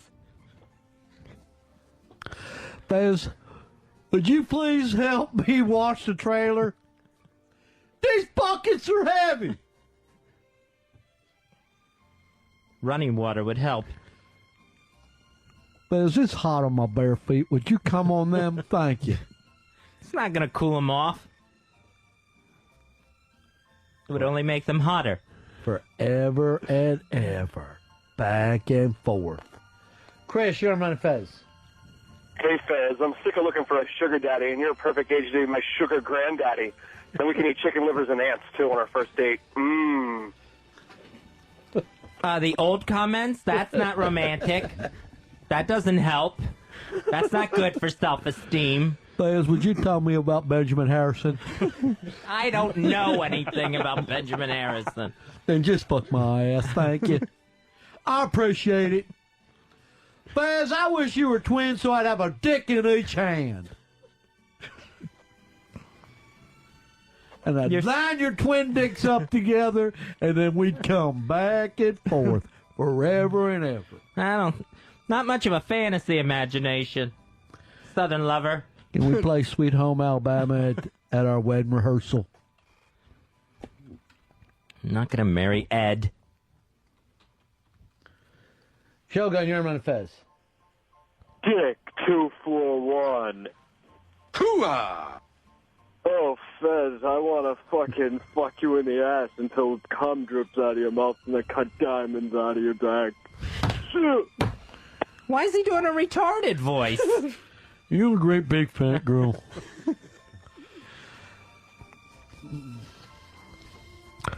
Fez! Yes, Ed? We got any bananas in that there kitchen? Bring them on up in here, would you please? Yes, we have bananas. I picked some up at Drucker's. Could you peel the banana and then take the peel and put it on your raging heart on? And tell me you're making a fruit salad? I am not going to play banana dick with you, Ed. Could you put kumquat skins all over your balls? No, they're too sour, too acidy. Because if you had a TV in your asshole, I'd never stop watching it. I really wouldn't. That's a very nice thing to say, Ed. Does you realize that your nipples are bigger than my hubcaps? That's just wrong. Now I'm covering up in here. Fez.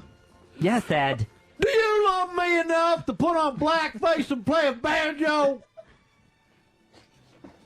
Because that's how much I love you, Fez. I wouldn't mind.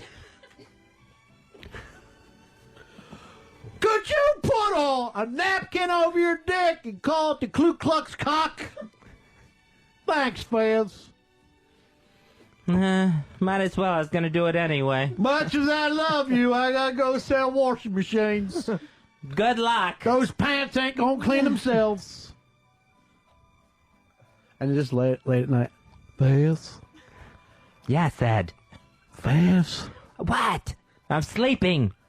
Fez? What? What do you want? You wish Elvis was still alive. Yes, now go back to sleep. All right. Fez? What?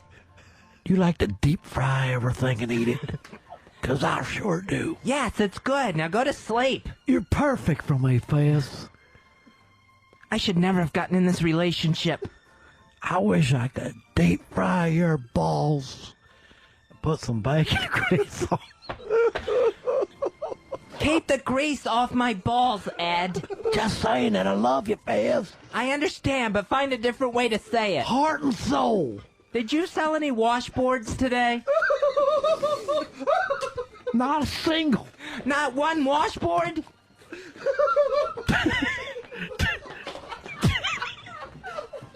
They're going to take this trailer back off us, Fez. I know. Fez, you make me feel like Tennessee Williams. I love to get buck-ass naked with you and fuck you in the yard. That's not going to happen. We have neighbors. And they have dogs. Fez. What? I'm not trying to sleep, Ed. I was just saying, do you like 38 Special? They're all right. All right, night. Good night. By the way. What? My mama don't know I'm a faggot. So could you tell her you're my brother? She's gonna know. You idiot. All right. Night, Fez. Good night, Ed. Tomorrow, fart right in my mouth, okay? We'll talk about it in the morning. You fart in my mouth, and then I'll fart in your mouth. And that means we're married. It does not. That's a Tennessee wedding.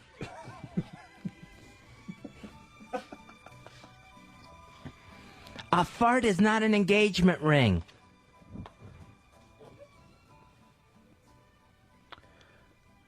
Jeff, you're on Ron and Fez.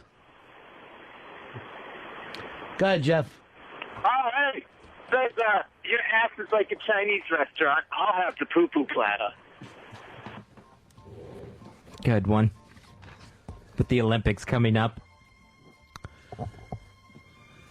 Fez. Yes, Ed? You ever wonder if the Ultimate Warrior could beat Jesus in a fight? I never think about that. You're my best friend, Fez. Thank you, Ed. We suck and fuck like Chuck and Buck. We sure do, Fez. You know, just because it rhymes doesn't make it a nice romantic poem. Fez? Yes, Ed. It sure is hard to sell washboards. I know. Have you tried down by the river? Nope. I just sell them under the overpass. Outside of Dollywood. I don't think those people need washboards. You're every bit as pretty as that Dolly Parton. And twice as fat. What? Twice as fat. It's not a good thing.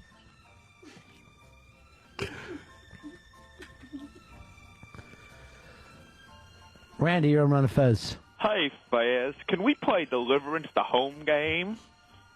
Squeal. Thanks, Randy. You remind me of that fat guy in Deliverance, Fez. Ned Beatty? Ned Beatty. I used to have a Ned Beatty poster. I didn't even know they made those, Ed. Well, it was Warren Beatty's poster, but I just cut out Ned's picture and stuck it up over it. Ah. Kevin, you're on Ron and Fez. Fez, I'm wearing cut-off dungarees and I'm shirtless. Dick punch you in the ear. Woo!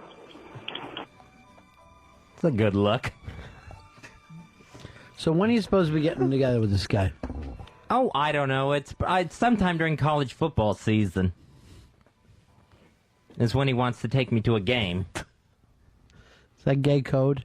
Ask your brother at queertown.com if that's gay code. I will, certainly. To see the Volunteers. Uh-huh. Are you excited about this? No, I'm not. I don't even think I'm going. Let him be your Rocky top and you're his Rocky bottom. I'm not even a big Volunteers fan. You don't have to be. You're going to have a fucking mouthful of nuts. What do you care what's going on? Not at the game, I wouldn't. It wouldn't happen there, Volunteer Stadium. What does it attract you about him? Nothing. I'm not attracted to him. Not his sweet talking that we've heard. Or his fabulous job. When you heard him on Dr. Steve's show, was Dr. Steve making fun of him or acting like this is a good thing? I guess Dr. Steve was acting like it was a good thing, but he was being so dull about it that it was like... Who was being dull about it? Dr. Steve. Yeah. Wow. Well, that came out of nowhere. Dr. Steve doubled down on my presence. Where I didn't even know if it was real or not at that point. I think Dr. Steve, when he was younger, used to push guys into the retard, and that's what he's basically doing with his friend. Oh, okay. Going, he wants to marry you. Yeah, it was very odd. It really didn't fit in the format of a medical show. When they stopped to talk about us sharing desserts and eating sushi. Now, I got a email today from Dr. Steve who says you did not respond to his emails. I sent him an email last week. How many has he sent you since then? He's probably sent me like 3. Okay. To respond to emails doesn't mean you occasionally respond. It means you respond to emails. All the time. It's like Dave saying, you didn't call me back. And I'm going to call you back fucking 4 weeks ago. What are you talking about? Oh, Dr. Steve. What's he asking you that you're dodging? I think it's that if I want to go to this football game or not. Is that why you're not answering? Yeah, because I don't know if I Why want to you go wear there. your shirt that way? Just over my shoulders? Yeah. And nothing in the sleeves? That'd be great for when you have broken arms. It would be perfect. Just keep my slings in here. Why doesn't he have a fucking date for you in your own town? Yeah, I don't know why I have to go to, Eastern Tennessee. Why can't he fuck you under the trestle out on Roosevelt Island? Why do you got to get on a plane? Because that's not allowed. No one's going to say anything. Hey, you ever see that ghost anymore? Somebody asked me. No, I haven't seen that ghost in a long time. I had 3 of those ghost sightings. Well, actually, 2 where it was the same ghost, and another one where it was a different ghost. But that is it. I haven't had one since. Maybe it's a winter thing. Like the ghost goes upstate in the summer? Well, they do, if he Get away died from this fucking humidity. If he died in the winter, he won't come out in the summertime. Now, I just got an email today that said that this European study is now saying our brain can pick up stuff for 1 year after we're dead. So your brain's going to know you're in the box. Oh, that's awful. That's bad. You're just going to we should just shoot everyone's brains after they've died. No matter what they've died for. Because then that's torture. You're being tortured alive. Or tortured dead. Now, remember I said I'm too claustrophobic to be in a box? Right. I was watching this thing, this French movie, Tell No One, and they burned the person up. That even made me feel claustrophobic watching it in the movie. Because you're inside and you're on fire. I just like to have some kind of an outside situation where I don't feel like... it's weird, but I'm kind of paranoid of the fact that after I die, I won't get the amount of air that I need. I understand that. I want the not breathing makes me feel claustrophobic. I can't imagine the choking feeling going away. So when someone is cremated, they keep them in a box? Yeah, they put them in a box and then put that box in. And the box burns up too? Yeah. Oh, okay. What do you think? They want to cook you inside the box? They're not going to fucking, I thought bodies just kind of went like on a tray or a conveyor belt in and out Well, of it's a conveyor belt, but they have it in a box. So So you can get the ashes back, I guess. I don't know. Oh, okay. You know there's going to be other stuff mixed in with your ashes. It's got to be. What are you going to have done? I am leaning more towards cremation. And I always thought I wanted to be buried. I would like to somehow be vaporized now, though. I don't want to burn up. Can't they just hit you with some kind of vapor gun that vaporizes you? I just want to disappear. Earl, what do you want to be? Return to Africa? I'm leaning towards cremation. Even though we have a family plot. And let me tell you, on the weirdness that you could spend fucking eternity where you are haunting it, I can't be with my family. I got to be fucking away from those people. Yeah, I mentioned that. I don't want to hear, and for eternity, how disappointed my dad is with me. I can't fucking put up with it. I think it's nice, those family plots. After my heart attack, my mom asked me, do you want us to get you a cemetery plot near ours? Well, that's what happens when you're... It's always the family and then the weird uncle. Yeah, that's the where you're creepy gonna uncle. Go. You're the creepy uncle plot. And I just said, yeah, go ahead if you want to. Really? Yeah. So you're going to be between your parents like you were 6. and we have people even buried on top of each other. Yeah, because they're running out of space. Yeah. There's even more reason to get cremated because because you're not going to end up. You're not going to be there forever. You're going to be moved somewhere. They're going to just get rid of you anyway. So, what's wrong with just fucking being turned into like something for like 11th grade science class? Just let them fucking stew the meat off your bones, and then hang you up in that class. Because kids always act like they're blowing you. That was always the big thing. Push somebody's face into a skeleton crouch. I guess that's all right, but then you're in school forever. I'm fucking around. You're bringing joy to all those kids. Sure, kids go have ahead. fun with you. Kind of devalues the human body a little bit. I think just to go there and allow kids to blow you and shit. I mean, that's they don't blow you. You don't have a not- dick. Oh. They act like they're blowing you. but it's not respectful. Put your shirt back on. You look like a maniac. Thank you. Chilly. Feel like one. He looks like Coco and Fame. He's already wearing a fucking It's still wet. picnic blanket as a shirt. Every shirt you have looks like your mom still shops for you. Do you do this? Do you start in the middle button and then go down and then back up? Mm-mm. Oh, probably. I can't even think of it right now. I know I don't... I start with the middle button, finish buttoning down, and then go back up to the top. How do you jerk off? Same way? Start from the middle of the shaft, down and back up? I don't know. Hadn't thought of that. That's good. You and Ed, everyone have a sword fight. Until this medicine's out of my system, that isn't going to happen anyway. Still getting hard on? I'm worse than Dave. Yeah, I'd say that too. Without even knowing. Nice. Earl doesn't jerk off at all. It's a fucking limp dick show I put together. Spaghetti cocks. Hey, I Noon to 3. I try to do it. Why can't you? I'm trying. These other guys aren't trying, and it happens. I had a note from your wife before she signed off piss today. What happened to Magical and Classy? That's how you said you were going to try to be in the future. That's what I am. That's what that is. But I also have to impart information as I sees it. Excuse me, Popeye, what? What did you just say? This Wednesday, it is going to be Unmasked with Seth Rogen. That is this Wednesday, August 6th, 11 o'clock, Comics Comedy Club, New York City. That's on West 14th Street. Here's how you get those free tickets to be part of the studio audience. Email live@xmradio.com. That's live@xmradio.com. Put Seth Rogen in the subject heading for your free tickets to see Seth Rogen Unmasked. That is this Wednesday. Sabian, you're on Ron and Fez. Hello? Yeah. Hey, I don't want to be cremated or buried. I want to be stuffed and mounted. All right, great. Well, Glenn, you're on Ron and Fez. Hey, buddy. Thanks for playing my show opener today. I appreciate it. I want to bring back the funeral pyre. You know, burn me outside. Let it smoke and just put me on some wood and light it up. You know, you would think that maybe the best thing to do is just drop you in the middle of the ocean and let the fish eat you. That'd be the best thing to get back. I don't know if that's good for the aqua life. That all these rotting human corpses are down there. I don't think that would be good for the ocean.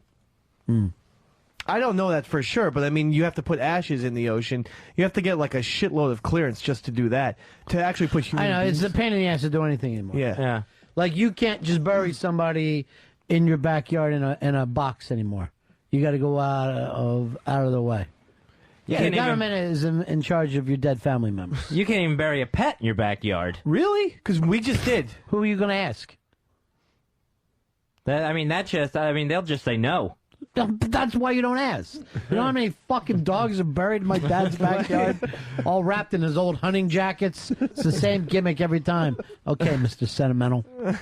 Our dog, my parents' dog just died a year ago, and my parents buried her in the backyard and with like a little cross. So she's a little Catholic dog.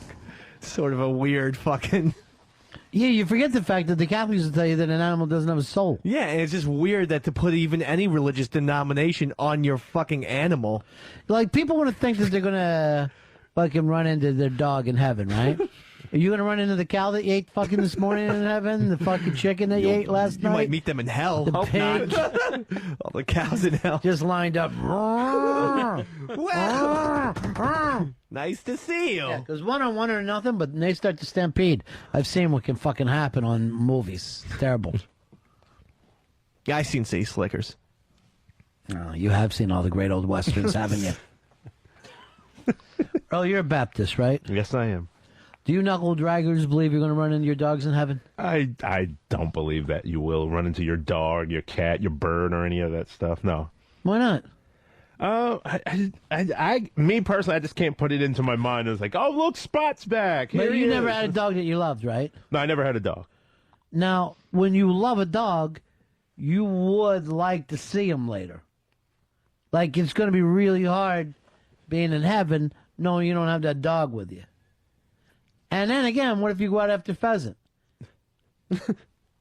Or even worse, duck. You're going to fucking dive in and go after it? You need a dog to do it. You need a water dog. Yeah, but I don't think... You need a Chesapeake Bay Retriever to get him. And that dog's name is Buddy. Now, you're in some fucking crazy voodoo religion, right? I'm Lutheran. Right, exactly. Thank you. Now, did Luther Vandross believe that animals had souls? I don't know. Because he had soul. Yeah. I don't know about Luther Vandross because we don't follow him. A house is not a home. Why you got to go on the runs? Just fucking sing it the way you put it out there. So did the animals show up in heaven for you? No. Although our pastor does have this joke where he says, dogs go to heaven, but cats don't.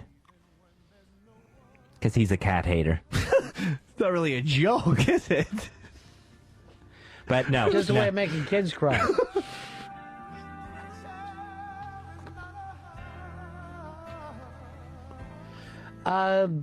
Here is, so good from Mikey Boy. Mikey Boy, you're Ron and Fez. Hey, guys. What about when you die, donating your body to that bodies exhibit, so then maybe you get preserved with no skin, like riding a skateboard or something? I won't even go to that because I heard that the Chinese kill homeless people over there, and that's who's in those exhibits. Murdered homeless people. Yeah, they actually had some kind of lawsuit about that, and it was settled where if you were upset about the origin of the bodies, you could actually get a refund if you went during a certain period of time. Shit, just say that I did. Say you were with me. That would be my one way of being able to do something athletic if I was put in the bodies exhibit holding a football. All right, Mikey boy. All right, see you guys. Talk to you later, big man. Love that Mikey boy. He's good. Saint. So these weren't even donated bodies. These are just like they killed homeless people and just gave, like literally just gave them away. You know, the Chinese, they don't have, the fucking human life doesn't mean the same thing over there. They don't give a shit.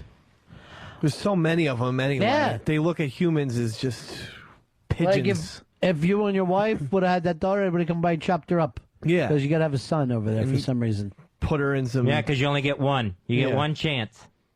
So why a son? So I guess the name continues. Same name, Cho. No matter what's happening. Probably soldiers, too, you know? There's a billion people. The last thing you have to worry about is the name continuing. Believe me, our name is going on. Shannon, you're on Ron and Fez. Hey, buddy. I saw a news article maybe a week ago about cremating people and then putting their ashes into concrete and making, like, giant honeycomb pots and dropping them out in the ocean so fish can live in them. That sounds kind of nice. You turn yourself into a reef.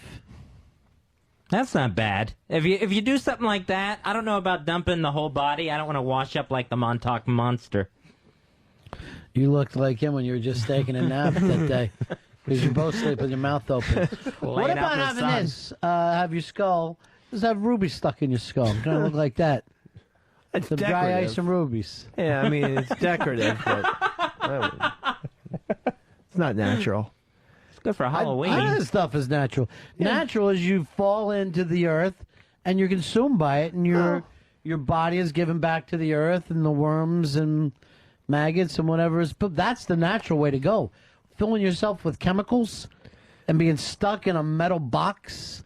That's unnatural. Well, what if we take the chemicals in the box out of it and just bury people into the earth? I mean, that's the way I'd like to go. Yeah, I agree with that more, but you can't do that anymore. Why? I don't know. They're worried about rotting flesh disease or some fuck shit. it! It's 6 feet under the ground, and that's nothing's gonna happen. Yeah.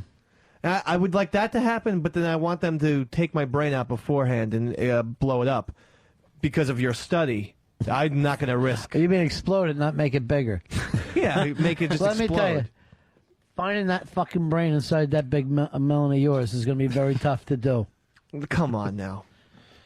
It's going to be tough. It's going to be like trying to find a. It's going to try to find a pea in the Lincoln Tunnel. It's going to be difficult. I have a brain, and Why I don't use know it? Then use it. How many times I have to say there Found is a it. brain in my Oh, no, head. that's a ball bearing. They say when people tease you about the same things over and over, they don't mean it.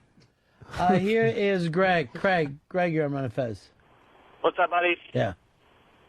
Hey, I got a good way for you to go, Mr. B. We'll do it like an old English king. We'll send you out on a wooden raft, and then we'll have Dave shoot a flaming arrow on it, and it'll burn up. Well, that's not English at all. That's Viking, my friend. But that would be awesome if that's like pyrotechnics and shit. I'd be all about that. Remember that fucking movie, The Vikings, with Kirk Douglas? Yep. Those are the days. Yeah, sure. What do you people do for a living? Oh, we pillage. We pillage and do a little bit of raping on the side just to make the ends meet. Do you grow anything? No. Hunt? We wait until other people get stuff, then we go over there and take it. That's the national way of working here in Norway. They had to be the worst people in the history of this planet. They never made a single thing. Where'd you get that? Oh, I killed somebody for it. Whatever they had.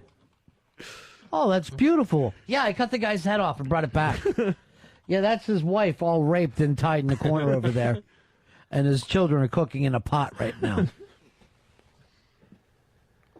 That's the weirdest thing about us. Then we go and name football teams after those people. It's almost like having the Minnesota Rapist as the name. It's like the Oklahoma City Manson family. It's insane.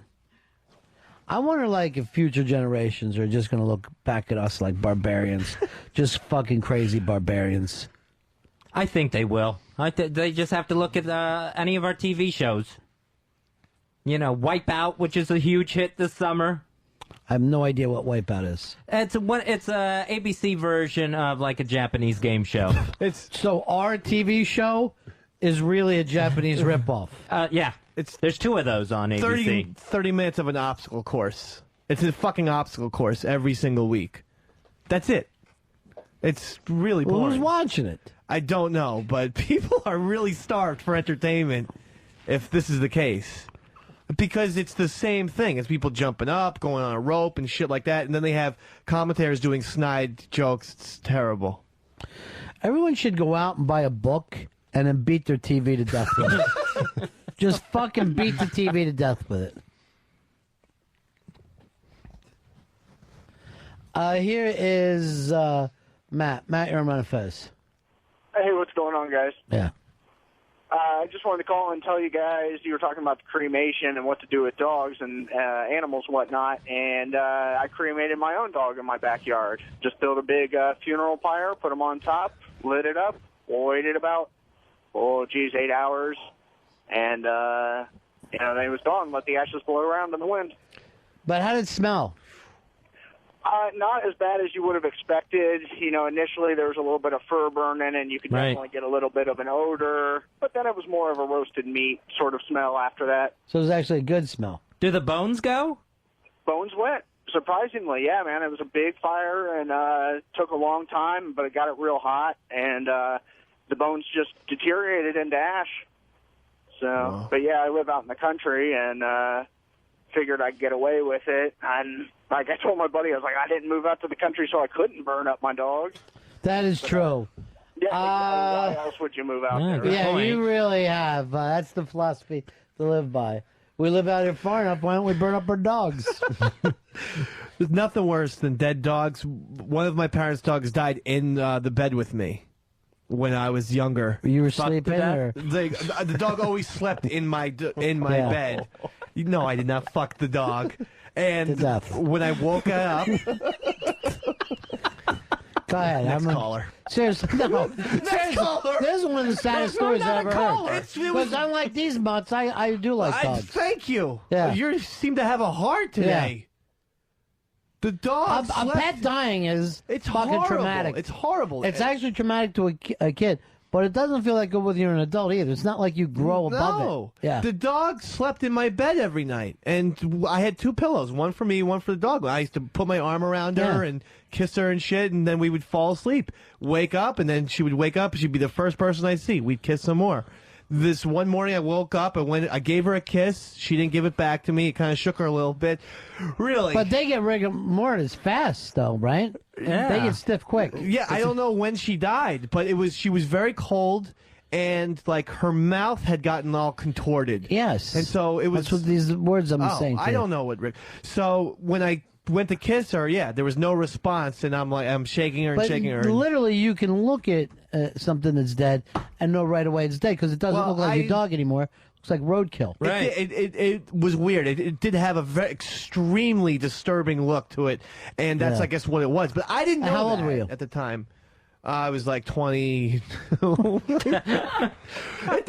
B, No, I swear to God, I thought this happened to an 8-year-old boy. No, wait a second. Let me just say. I swear to God. All right. I was fucking with you, and I was feeling bad for you. The dog, I was 22, 23, but the dog was 14, so that means I got the dog when I was like 10 or 11. Yeah. All right, so it was my childhood dog. Yes, I was an adult, but still. So it was a horrible, horrible situation. And No, I agree. When my kids, they said they want a dog, I go, you don't want a dog. And they go, why? I go, it'll die. It will die. Trust me on this. I've been through it. And they're like, oh, we want a dog. And when that dog died, and I was like, I'm going to get you the dog. I don't want to even say it. I don't want to play with it. I don't want to care about this dog. And they're like, why? I go, because it's going to die. And then I'll have to experience that again.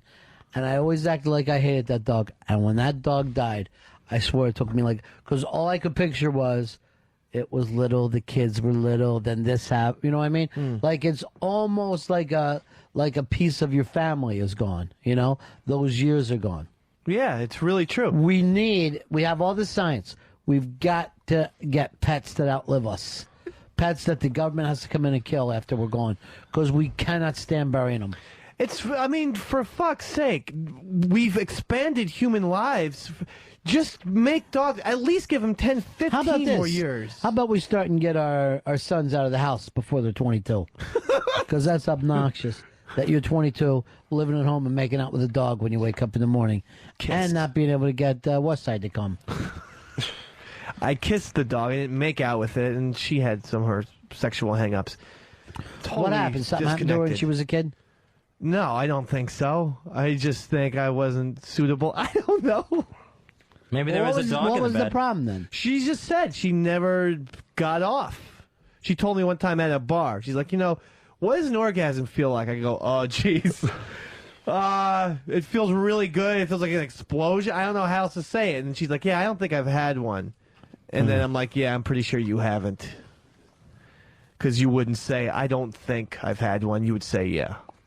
But I'll tell you, when you're a woman, you never get a single break. Never get a single fucking break. I was always I don't know how telling they her. put up with it. I don't know how they put up with their fucking bodies. Yeah, I know, really. And I kind of blame some of it on her, because while I was banging her, I'm like, go play with your clitty and rub it. Was that the dog's name? And while You know better than that. You know that he's opening up again. Oh. Go ahead, David. I said, go diddle. Go diddle your cunty right now for me. And then she would be like, no, I don't want to. That's embarrassing. And I said, I'm going to kick your ass out. Marry this new broad. Romantic in class. Seems like you want trouble. It does. It seems like there's a million things you could talk about. What? You can talk about all kinds of topics. You always take it back to things that will embarrass people in your family. I don't think that's the case at all. Judge says yes. Dave, Captain Sensitive. Here's Perry. Perry, you're on Fez. Hey, what's up, Ron? Yeah. Hey, I wanted to ask Dave, maybe his dog was allergic to peanuts. You Very think funny. your dog was allergic to penis?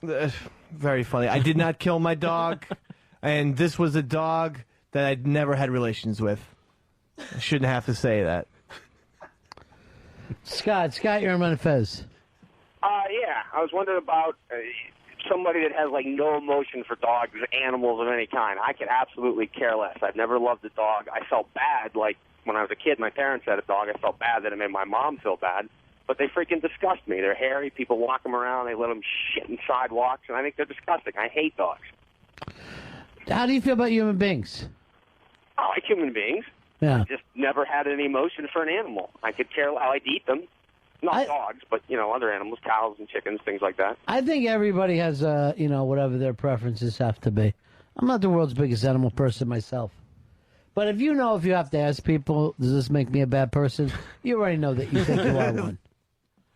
Like, in terms of good person or bad person, you think you're good or bad, Fez? I think I'm a bad person. Yeah, you are. Dave? Good. You're wrong. Earl? Bad person trying to be good. No. You're just bad and get worse. Hicks? I'm a scumbag. Yeah. Now, why would you think I'm not a good person? I think I care about people. Just the story you just told. Okay. Okay? Yeah. And still trying to embarrass an ex on the air. Oh, that wasn't my intent, Mr. B. When you're doing a voice like this. I don't want to diddle my Kenty. Why even bring that up like that? She had a very high register, is all I was just trying to say. Phone home. Phone home. Not that high. Remember that time Fez made her cry? Yeah. Said that she was retarded. What'd you see? You called her a retard? Dog face. I did Dog not. face retard. Stupid. And then I you called said her she- stupid. She gnawed on her food. Oh, yeah. Rat-like. Oh, God, yeah. She ate like a frickin' beaver on a log. Just gnawing away. What's the sexual thing of that? A beaver on a log. Are you picking up on what you're saying? Here's James. You're on the Ron and Fez. Let me try you again. James, you're on the Ron and Fez show. I just wanted to call and let you guys know that some people are being cremated and then they have their ashes into diamonds and put into jewelry for their surviving family members. I've heard some of that before, too. I don't know if I even believe in it. I don't know if I want anyone wearing a Fez ring. That sort of sounds like... It'll be a mood ring. It'll be... What's the color for constant panic? It's dark. Hey, get a hold of Blowhard for me, would you, please? I talked to him last night. He was in quite an upset mood. Quite an upset mood. I just want to check on him. Here's Roger. Roger, you're on Ron and Fez under B for Blowhard. Ronald, prepare for vaporization. Don't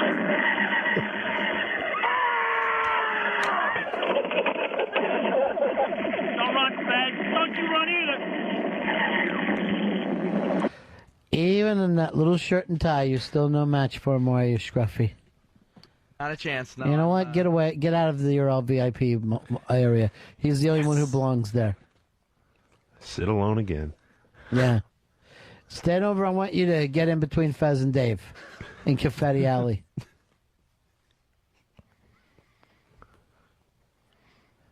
Insane. Sylvia, you're Ron and Fez. Hey, guys. Yeah. I just wanted to tell you there's actually an eco-friendly method of burying people. It's like you wrap them up like a mummy, and you basically leave them in like a specific area where they have like cemeteries where they just decompose into the ground. But there's no headstone or anything? No. It's just like a wooded area or whatever. What do you want a headstone for? So that people can visit me. I like to visit people who've died in my family at their headstones. And what's going to happen in another 50, 75 years? You think you ever go back and visit great-great-grandfathers? No. People stop showing up. They stop showing up. The visiting lasts a short time. Oh, that's depressing. I'll tell you this. If, God forbid, you die first, right? Mm-hmm. Right before we close the casket, I'm going to punch you right in the face and break your nose. Why? Because I've always wanted to do it while you were alive. I always wondered what your face looked crushed in. And plus, I did the same thing to my grandmother, and that was funny. Oh, no one's ever else ever punched a corpse. No. I'm the only one. All right, let me check on Blowhard over here. Whoops, we lost him. What's going on, Scruffy's calling him back. What happened? His cell phone's about to run out of battery. Oh, no worry then. I was just checking on him. Don't even worry about it. Here's Nate. Nate, you're on Ron and Fez. Nate, go ahead, buddy. All right. This is an absolute true story. My uncle had 2 yellow labs, and he buried them in his backyard. They died around the same time. He decided to move, and he dug up his labs that he had buried in little coffins, and there was juices sloshing all over the place, and he literally put them in the back of his truck and moved it to the new property and buried them again. That's beautiful. But you got to ask yourself, though, Ron, does it make him a bad person? No, I don't think so. I just think he's a sentimental lady. If I had to call him one thing, he's a sentimental lady. Keeping the dogs with him. Yeah. Big deal. And at least the new people didn't find it when they went to put in a pool. What would they do? You think it's going to freak them out? Yes. We found a dog skull here. How many times things do you think are underground? There's going to be all kinds of stuff under there. All right, Ron and Fez show. Fez wants to plug the Unmasked on Wednesday. Unmasked with Seth Rogen this Wednesday, Comics Comedy Club, 11 a.m., West 14th Street in Manhattan. Here's the email address, live@xmradio.com, live@xmradio.com. Put Seth Rogen in the subject heading. That's for your free tickets to see Seth Rogen this Wednesday, Unmasked in New York. Legitimate movie star right now. And getting bigger. Every movie gets a little bigger. Huge. Fez, I don't know whether you saw this yet, but I was walking up the street after I left you here yesterday. Mm-hmm. Pick a Bagel's gone. It's gone? Gone. And I don't know when that happened. Earl, when did they change? At first they were going to do like a straight up remodeling. Yeah. And then it just changed. It never came back. The word when, does that mean that you should come up with a date or some other crazy It was explanation? beginning of the year. It was like early January. I had no idea. For some reason, we never walk up that way. Right. We always stay on the east side. So it's just that one small move from NEW to here, and it's changed a whole part of where we are. So Pick a Bagel gone. That is weird. What's there instead? Some bad sandwich shop. It's just like you can get paninis and bullshit. I went there like every other shop now. The day we came back from vacation, I went there and I couldn't believe Pick a Bagel. I even went in there and asked, could I still get a bagel? But the people were like, I'd like to pick one, please. No. And it's not. This new shop sucks. Well, the old shop wasn't that great. They weren't great, but it was one of the first places Fez and I ever went to when we came to New York. All right, here's our friend Blowhard. Blowhard. Hey, bro.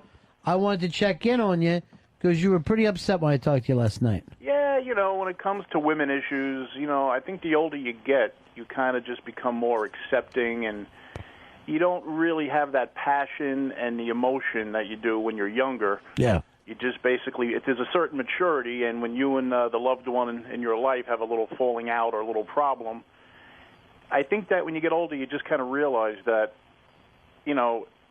you have to just give her space, give her time, and you just can't be needy. You just can't keep calling, and you just got to just roll with it, you know? Blowhard, are you any closer to understanding women now than when you were a kid? Slightly, but chances are I don't think any man could understand any woman. It's like... I agree with that. It's, you know, I've always had this belief that men are stupid and women are just crazy, and I think the key is just sometimes just to shut your mouth and walk away, no matter how irrational they can be. The worst thing you can do is argue, because you're not going to win either way. And my thing is, I like to walk away when they're sleeping, and I always pick up a nice note and always write down, I hope you and the kids have a nice life. Well, in this case, it's 7 years. And it's, then I also always put in parentheses, even though I never believed they were mine. Because here's the thing, it is you always feel guilty when you don't pay the child support, but if you convince yourself that you're not sure they're theirs, then you actually get angry about not paying. And it's a better way to live. yeah, because, you know, when you're younger, you're dating, and, like, sometimes it's, like, all you think about, and it's like, oh, my God, we had a fight or we had an argument, and I have to, you know, kind of make peace. What did I do wrong? And you go into sort of like this, you know, blame game. But now it's just like, look, when you're over 40, you just say, hey, you got to give people space. You got to give them time. And I think that's what's happening in this situation. Because, you know me, Ronnie, I'm so lovable. This is almost like impossible for something like this to happen. And I'm sure the listeners would agree. But in all seriousness, you know, you just got to just wait and see what happens. And because the more you panic and the more you worry, it's just, Dave, do you think you understand women at all? No, I don't. I'm not even asked the two asexuals. And why bother with Hicks? He doesn't understand anything but being fucking smashed. I bring Deb in. I'm going to use her as an expert. Deb, come on in. Hello, Deb. Hi, guys. Why can't we figure out women? What is it? What's the mystery with women? We're all different, so there's not like no, you're one. Not. No, you're all exactly the same. No, we're not. 100% the same. Really? Yeah. Well, maybe that's why you can't figure us out. Well, look like when I ask Dave a question, he'll always bring up his ex as if that's the same as what he is right now. Yeah, I don't know why. I never met. Have you noticed that a little bit, though? Westside, but I can't imagine that her and Casey had anything in common other than him. I don't think so either, and yet you're always acting like it's the same thing, Dave. Well, I'm saying that she's a part of the women species, so she has a lot of the attributes that women do. I'm not even sure if I agree with that. I don't think she's like a regular woman. So you think our problem is we try to figure out women rather than each individual? Maybe. To me, women are really easy to figure out if you pay attention. A lot of guys. I'm sorry, what were you saying? Aren't paying attention. I was seriously thinking about the 1980 Phillies. I mean, it was a fucking lineup that was unbelievable. All you got to do is look. We're pretty obvious. We're easy. Women are easy. We really are. We're bitchy. We're awful in other ways, but we're not hard to understand. We're not hard to figure out. But do you realize if you didn't have a vagina, we wouldn't even be slightly interested in you? It would be something that we could completely ignore. That's all right. Fez, you're lucky. Why? You never had to deal with women in your life. Yeah, haven't had any of these problems that like Blowhard's going through. But like Dave said before about his ex, you know, he tells her to go diddle herself. You probably used those words with her. Yes, I did. And you I don't wasn't fucking around. And you don't understand why that's not appealing to her. It's really easy to figure out what's wrong with that. Well, why wouldn't that be appealing? There's nothing sexy about it. The woman wants to feel that you want her and that you think of her in a way that's sexy, not in a go touch your. Yeah. Connie. Thank you. That's hard. If a guy talked to me like that, I would not be attracted back to him. Wow, that's harsh. But it's so simple. Because of his red hair and red beard? No, I think Dave's very attractive. Really? Yes. You know Dave's what? very handsome. Face. I know you're a Jew, but Jesus hates lying, even the Jews. The All right, optometrist Blowhard. called. Your glasses are ready. All right, what do you think Blowhard is doing wrong? Well, I was having a hard time. I heard some complaining, but what happened? He didn't. Did your girlfriend leave you? Well, it's sort of just, you know, what happened was we were supposed to take a vacation, and something happened, and I couldn't go, and... Olympics is coming up. Yeah, exactly. But anyway, it's just a matter of there's a lot of frustration because it is sort of a long-distance relationship, and it's been going on too long, and it's like a tug-of-war because her mother is elderly and she's not ready to come to New York where she can get a job because she's got a very good career going. Have And you ever right thought now, about it's this, like since it's a long distance? Have you ever thought, call her on the phone and just play a long distance run around by Yes? Constantly. And see if that helps at all? Constantly. But, you know, And go like this. This could be our relationship right here. but I think women, when you get older, the mood swings. It's like the cyclone at Coney Island. I mean, it goes way up and they go down. And this is a You know, woman who you know what happens with the mood swings? A lot of times women, you know, up to a point really want to try not to complain, not to cause a problem. So they'll go along for a while and then they just can't take it anymore Exactly. and they snap I think on you you. nailed it because she's kind of soft-spoken and we got a great relationship. We talk about pretty much. We don't hold back. It's a great partnership. But I think that she's at the point now where, she's examining where she is and, where I am and everything. And I just think she might have had a bad night. She worked a double shift last night. And it just seems that. Hold on for this part, Blower. Hold on for this. Long distance, run around. Just tell her this. Long time waiting to feel the sound. I still remember the dreams there. I still remember the time we said goodbye. Does she do acid? Nah, but Because I highly recommend this band for acid. I used Although, to like the album cover to clean my weed on, but that was about it. did we really count to 100? But you can't listen to them if you're not high. It gets to the point where sometimes, and I grew up in a house full of older sisters, so, I have a little more sensitivity than a lot of guys, and I just know that when women are crazy, you just stay away, you walk away, and if you don't argue, it's like talking to the wall. The time we said goodbye. Beautiful creatures, but you're never going to win an argument with a crazy woman.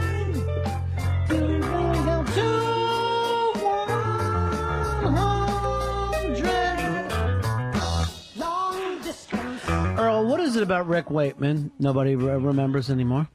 The Wizard?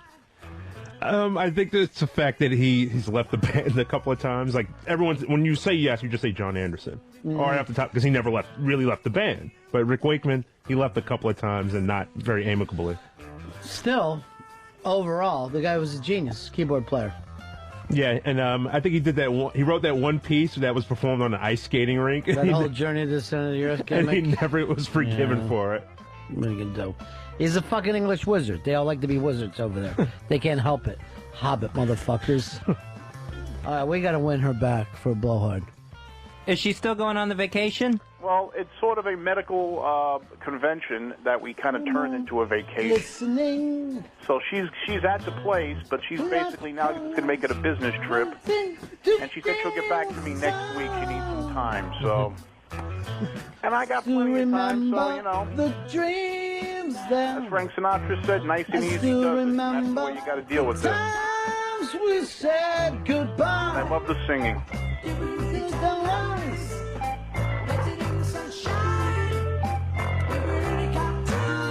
You know what I was thinking?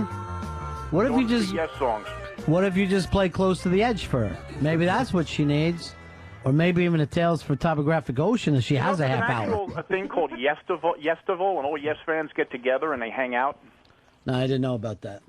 He may need to learn to take a hint. Yeah. All right, Blowhard. Well, I hope it all. I hope it all works out I for you. appreciate your concern, Ronnie. And I really, things. You're a good man. Like I said, nice and easy does it. Nice You know me, and I'm easy. a lover, not a fighter. That's the way to do it. See, nice and easy. That's it, bro. You What's have a that great from? afternoon, and thanks. The Flintstones. Of course, you know it. The only reference he gets is from the Flintstones. Nice and easy. See, that's the way to do it. Okay, Daddy-O. All right, see you later. See you. Here is Steve. Steve, you're on the Ron and Fez show. Hey, what's up, guys? Yeah. Hey, I'm kind of going through the same thing with Blowhard. I kind of caught the end of his thing. But, yeah, a couple of days ago, my girl calls me, and she's just kind of like, let's try and figure ourselves out and all that shit. And now it's like, yeah, I think I kind of want to be separated. And it just really kind of fucking came out of nowhere, man. And It really fucking sucks. It's in your kitchen a little bit, right? What's that? No, it's got you thinning, Babalooey, right? You're thinking about it all the time? Yeah, it's ridiculous. And Why it you was do like, this? Cool. Why don't you do this? Maybe to see whether she misses you, why don't you take a picture of your dick and text it to her and just say, hey, you missing this at all? She's got the iPhone, man. She's got the iPhone. They don't get picture text. I see. That's a tough one. Yeah. Yeah, it's not, we're supposed to go to Cabo at the end of the month and everything, man. And she's like, well, if it does end, I still want to be friends. And No, nobody wants to be friends with you, bitch. Let's fucking get that through our set. If we stop fucking, the friendship ends. Yeah. All right, that's a good question. Why do you always want to keep being friends? Are you friends with any exes? Some, but not most of them. When it's done, it's done. Yeah. It depends. There are different people. Some people you can't. They're just like that. They always stay friends with their exes, and there's something about them that makes it okay and work out. But most people, cut the cord. Really? Yeah. It's also uncomfortable for future. When you invite your exes to your wedding and right. Who wants that? That's why it's like even bad to go back to a high school reunion, because you're going back there, you're seeing people you used to fuck with their husbands. Right. You know what I mean? And the only memories you have with them is fucking, really sick, twisted things you did to them as a young person. And their husband can see that when you look at them. They see in your eye. Oh, you're so lucky in your community. You don't have to worry about it. No, we worry about stuff like that. Oh, really? Oh, yes. So you have human emotions? Yes, we have emotions. Every day I learn something new. Just not reunions. Every day. We have my reunion was this past Saturday. From what? Reform school? No, high school. 50 years, Ron. GED reunion. No, Morgan Freeman was there. It was 20 Hey, years. have we gotten an update on Morgan Freeman, speaking of which? Just saw he said he's in the hospital. He's in stable condition. Nothing serious. This makes me love him even more. He is America's favorite actor. He's America's grandfather. We don't want him to die on us. Love the guy. Think he'll pull through. And Clint Eastwood's bestest friend. Clint loves to have him close. Yeah, I don't think Morgan Freeman will be heading to the bucket list anytime too soon. Stupid. You know what? It's so dumb. Why? To have a joke. Because you can't deliver. Huh? Just try to say something serious. Just say something serious and then we'll laugh at The you. Darfur incident is just out of control. And people need to do something about that. You know what's great? Your beard's almost as long as your hair now. So that we can turn you upside down and still have a face. Well, I'm fucking still winning the Afro competition. You are. Period. Hey, did you see Batman? No, I didn't. Oh, I did twice. That Yeah, was I know. great. Fez and I can't. Didn't you love it? I loved it. You haven't seen it yet? No. Why not? Haven't seen it either. What? But you guys really like Batman. Love him. He is the best. He's the Dark I want Knight. to see so bad. Tom, you're on Ron and Fez. How you doing, buddies? Yeah. Hey, just the same kind of thing as I'm heading into a deposition right now. I moved my girlfriend and her 3 kids into my house. She ends up cheating on me. Spends about $10,000 on my credit cards, and now she's trying to file a restraining order to keep me away from her. And so now I'm just looking for a little advice. And what should I throw back at her when I go in there? When you show up in court? I'm actually going to the attorney's office. She tried to file a restraining order because she wouldn't come get her. I said it 3 months ago. A senior, a junior, and a 5th grader, and now she's saying that I'm taking advantage of her, and she wants me to give her something else, and I'm taking her to I'm going to my attorney right now, and she's supposed to meet there. She's trying to file a restraining order to keep me away from her and her kids. I said, I don't want anything to do with this crazy bitch. Right. That's what I say this. Any amount of money that you've lost to her is well worth it. It's the best fucking money you'll ever stay. Because not only do you lose a chick, but you lose 3 kids. I mean, this to me is the best fucking deal I've ever heard in my life. Now, when I leave a relationship, I always like to burn the house down so there's no discussion about it later. I always like just burn everything that we own and get rid of it and start fresh. Maybe it's a Zen thing for me, but I really love it when you end up with nothing. I don't like to have that nest egg that makes you, it fucking keeps you from being involved in life, you know? Yeah. Bare minimum. Sleep outside for a while. Then after that, you get a studio apartment, feels like a castle. That's the beauty of it. When you hit rock bottom, you don't have to achieve all that much to feel like you're doing better. You're like, you know what? I had some soup today, so what a fantastic day. You start to build yourself up by that, and then you explode that life, and you destroy it, and you start over again. I like it. Yeah, it's the way to live. Like a Gandhi thing. Who? Or Gandhi had a lot of problems with women? Oh, like, bare bones type existence. Just walking around. I read history and... Really? I'm trying to say how you wrap it together.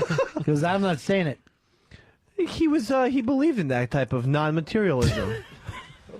If not Gandhi, then 50 Cent, because he blows up houses yes, too. I'm saying get material and then fuck it up. Oh. And then restart and feel better. I'd give you the sheet off his back. Would you have a little joke there too, Fez? Here's what Fez does. He picks up a paper after. If he notices that I hear him do something, he acts like he's moving on. Now, I didn't act like I didn't like the joke, but all I got to do is look at him. Seth Rogen, he is going to be unmasked on Wednesday. That is Wednesday of this week at Comics Comedy Club, 11 a.m. You want to get there. Here's the email address to make sure you get your free tickets. Live at xmradio.com. Live at xmradio.com. Put Seth Rogen in the subject heading. Make sure you get that email in. It's this Wednesday. Seth Rogen, unmasked. Now, I look up on the Pal Talk. Dave, there is your wife feeding your baby, so you could watch it. Right. Although your wife has written up there, pussy lips. Oh, Jesus. Weird. Now, is this a code I don't know about? It's not a What code. does that mean exactly? But It's for me. I would say this. It does seem not very appropriate. It's for you? Yeah. How? She knows she heard me cringing earlier with certain words, and she knows that word makes my whole face go red. Why? Because Melinda said once when she was here. She said pussy lips to you? Something about, yeah. And Why do you cringe? I don't know. It just embarrasses me. Really? Like an asshole. Asshole she can say. Yeah, That's I know. no I don't know problem. what it is about that word. It's too explicit. Pussy lips. Look at his little grin. Yeah, how about just lips? Not great, but Yeah. Lips. better. Here's Bob. Bob, you're on Ron and Fez. Hey, what's going on, guys? Yeah. I had a couple bad breakups before in the past, and it is like the girl that caused it eventually, but I kind of blame it on the guy because when you look at it, in everyone of mine at least, I should have seen it coming months before it actually happened. Well, I don't know why you felt the need to call us for that. It seems like the most personal thing I've ever heard, and then you were vague about it. I should have seen it come in for months, but then you don't tell us why. Well, no, the guy before saying how his girl's taking him to court and everything like that, it didn't just start like that. This girl's been crazy, obviously, for a while. No, that's not always true. There's some people, they go along and they're satisfied with life. They're satisfied with their relationship. And then just one day, they're not. There's one day, it no longer happens. Scary. And they'll take your baby and leave. Why are you looking at me when you say just that? saying. No, but it always... Well, what am I going to do? Look at Fez? I don't have a baby. It's a frightening thought that just one day they can wake up and be so dissatisfied. But, Fez, let me ask you this. How does it feel that most people's bottom is your normal? Like what most people fear is what you deal with every day. Oh, yeah. That's it's kind of frightening. In what way? Just the fact that, that I'm going through it all the time. And that makes me wonder if I can find my way out of it. Out of what? Out of my everyday fear. Which is? Just the anxiety that comes. That's not what I'm talking about at all. I'm talking about the fact that you every day you go back to an empty house. And Fez, Dave, that's your biggest fear?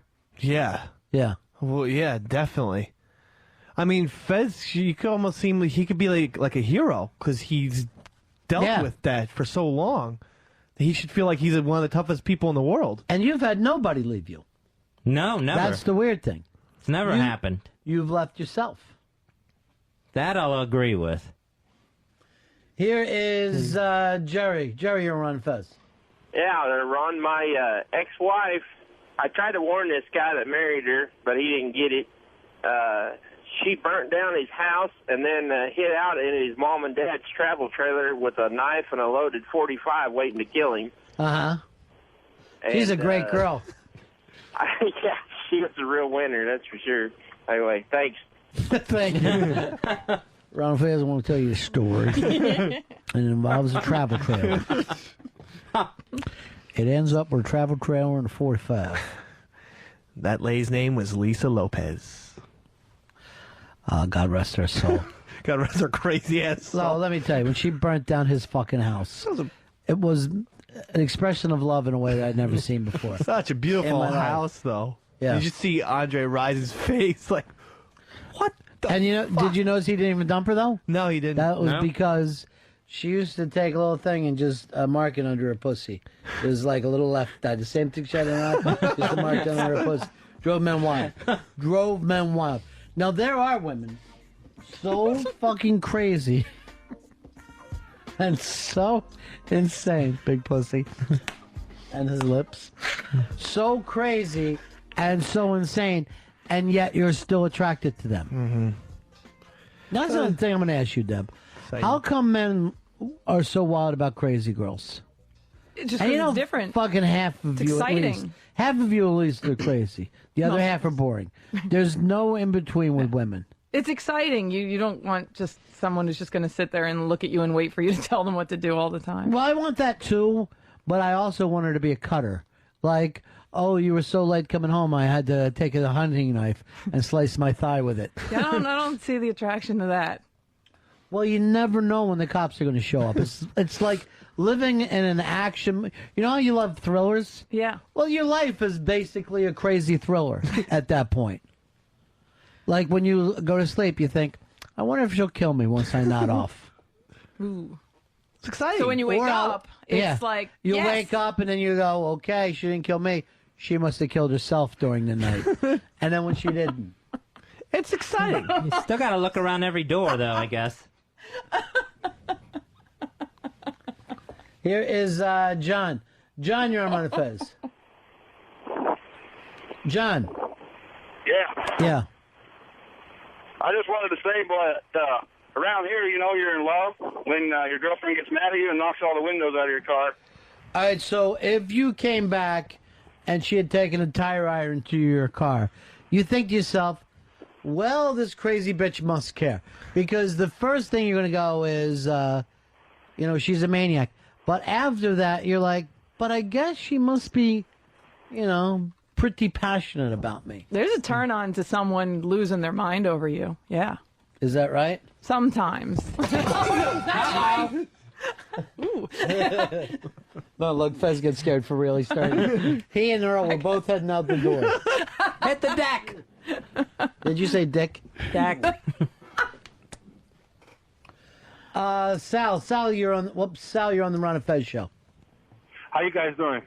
Wonderful, Sal. Our life's just strawberries and cream. Hey, no, I just wanted to comment. I had a girlfriend. I mean, she was really, really, really, really sexy. I mean, she was a stripper and everything. I lived in Vegas at that time. But at the time that it came down to, she was just crazy out of her mind. And I said, you know what, we just gotta go. That's it, we're done. And she tried to run me off the freeway. I mean, she literally followed me in her little car, tried to run me off the freeway, hit the car, hit the truck.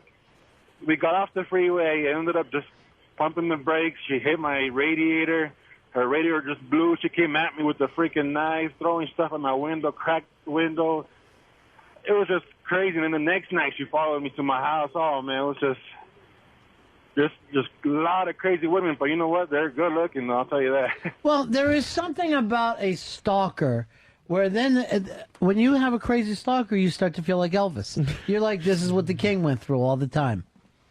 It's nice to be liked. Yes. Doesn't matter by who. By a lunatic. That's why I don't understand. Yeah, with crazy chicks, or even with like if a guy gets hit on by a gay guy, I don't understand why. You like to be hit on by gay guys? Sure. What the fuck? At least if someone finds you attractive. Well, why has Fez got the problem then with Ed? Don't know. He should see it as a compliment. You had Ed who liked you and Coco who liked you. Right. Two wonderful people, and yet you turned them both down. Yeah, I just wasn't. And then even Dave's brother liked you. Definitely at the wedding, and it's like he farted all over my brother. He just farted on him and put his armpits on him. I did not stink up your brother. But he was rejected. He felt rejected by you. Well, I apologize for that. I didn't have the interest. Here is Robert. Robert, you're on Ron and Fez. What's up, Ron? Yeah, I just found out I have a 3-year-old son from a one-night stand, in January, and I became friends with this woman because I was wondering, like, what the hell was up with her, why she never told me, and comes to find out she was molested as a child, and when I got her pregnant, she approached me, and, she didn't care if I had a condom. It was one of the only times I had unprotected sex, so now I'm by myself. I've been like Fezzy, where I was never wanting to be in a relationship, and I was just, always, fighting off relationships and stuff, and this girl has me like, she's crazy, and she has a boyfriend in Iraq. She wanted to sleep with me, this and that, but I want to be with her, and I don't even know why she's so crazy and stuff, but, like, I'm even seeing a therapist now because, I have a son with this girl, and, my mind is kind of, like, going back and forth whether I want to try to deal with it or just, put it in writing and try to give my son a fair shot. So I'm No, ignore that boy. Ignore that boy. He's half crazy blooded. It's like if you had a kid with a werewolf, you fucking know you're never going to be able to tame it. So your kid's going to be exactly the same way. Dave, you're on Ron and Fez. Yeah, what about Phil Hartman's wife? Unbelievably hot. She threatened to kill him so many times that the last time he was just like, yeah, whatever, went to sleep. Right. Kaboom.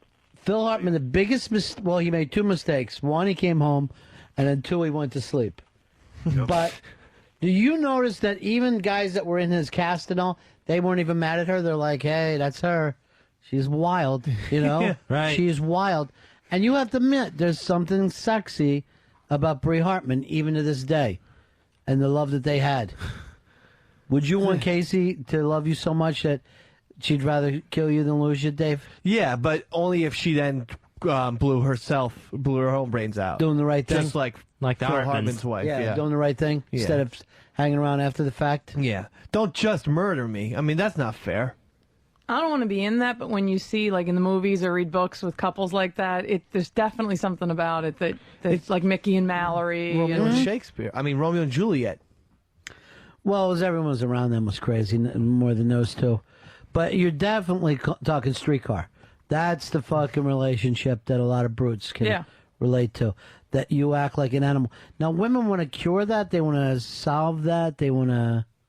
Some do. I wouldn't. To me, if you're looking for a crazy guy, you let him be a crazy guy. Well, here's what I understand about women. When they see us in pain, they want to heal us. But when they see us normal, they want to get us in pain as quickly as they can. I don't understand women who are like that at all. I know there are a lot of women who are like that, but I can't stand that. Would you consider them pussy lips? Oh. Pussy God. lips. I think that's a yes. That's a big pair. Here is here's Todd. Todd Hill, you're on the Ron and Fez show. Not him. Ronnie, you're sounding loud and proud today, buddy. Thank you, my friend. I'm actually talking a little louder and I'm walking a little prouder. I'm not gonna lie to you. There you go, man. Almost says what? What? Exactly. Ronnie, I dated this strawberry blonde one time. She was a flat-out knockout. But she was just flat-out crazy nuts, so I broke up with her. 6 months goes by, I'm standing at this block party. And all of a sudden, she's standing there pointing at me in a crowd, and this freaking big Marine-looking guy comes over and starts beating on me while she's jumping on my back. Very good point. They will bring back boyfriends later and want to get even for whatever they think the thing that you did, like move on with your life is. So this kind of shit happens all the time. It's very, very common. Here is Bob. Bob, you're on Ron and Fez. How you guys doing? Good. I had this girlfriend. It's crazy. She was all right in the beginning, but then she kept trying to kill herself and blaming me for it. Yeah. Made me feel like shit. They always let on that every suicide attempt is your fault, and you're supposed to get up at 3 o'clock in the morning and go over there and fucking help them throw up. Yeah. It's very exciting, though. You know, you never know. Hey, are the police going to believe me? You never know. Brian, you're on Ron and Fez. Hey, Bonnie. Yeah. I need Deb's advice. She's right here. Well, first of all, PL? Deb, I think you're completely hot, and if I lived where you lived, I'd be on that. Thank you. I'd be on that. It's very sexy. I'd be all over that. Doesn't suck. So anyway, I was dating this French chick, and she just, your basic French chick, all self-absorbed, and it's all got to be about her, and who cares if I'm alive or dead as long as she's happy. And Why would you date a woman like that to begin with?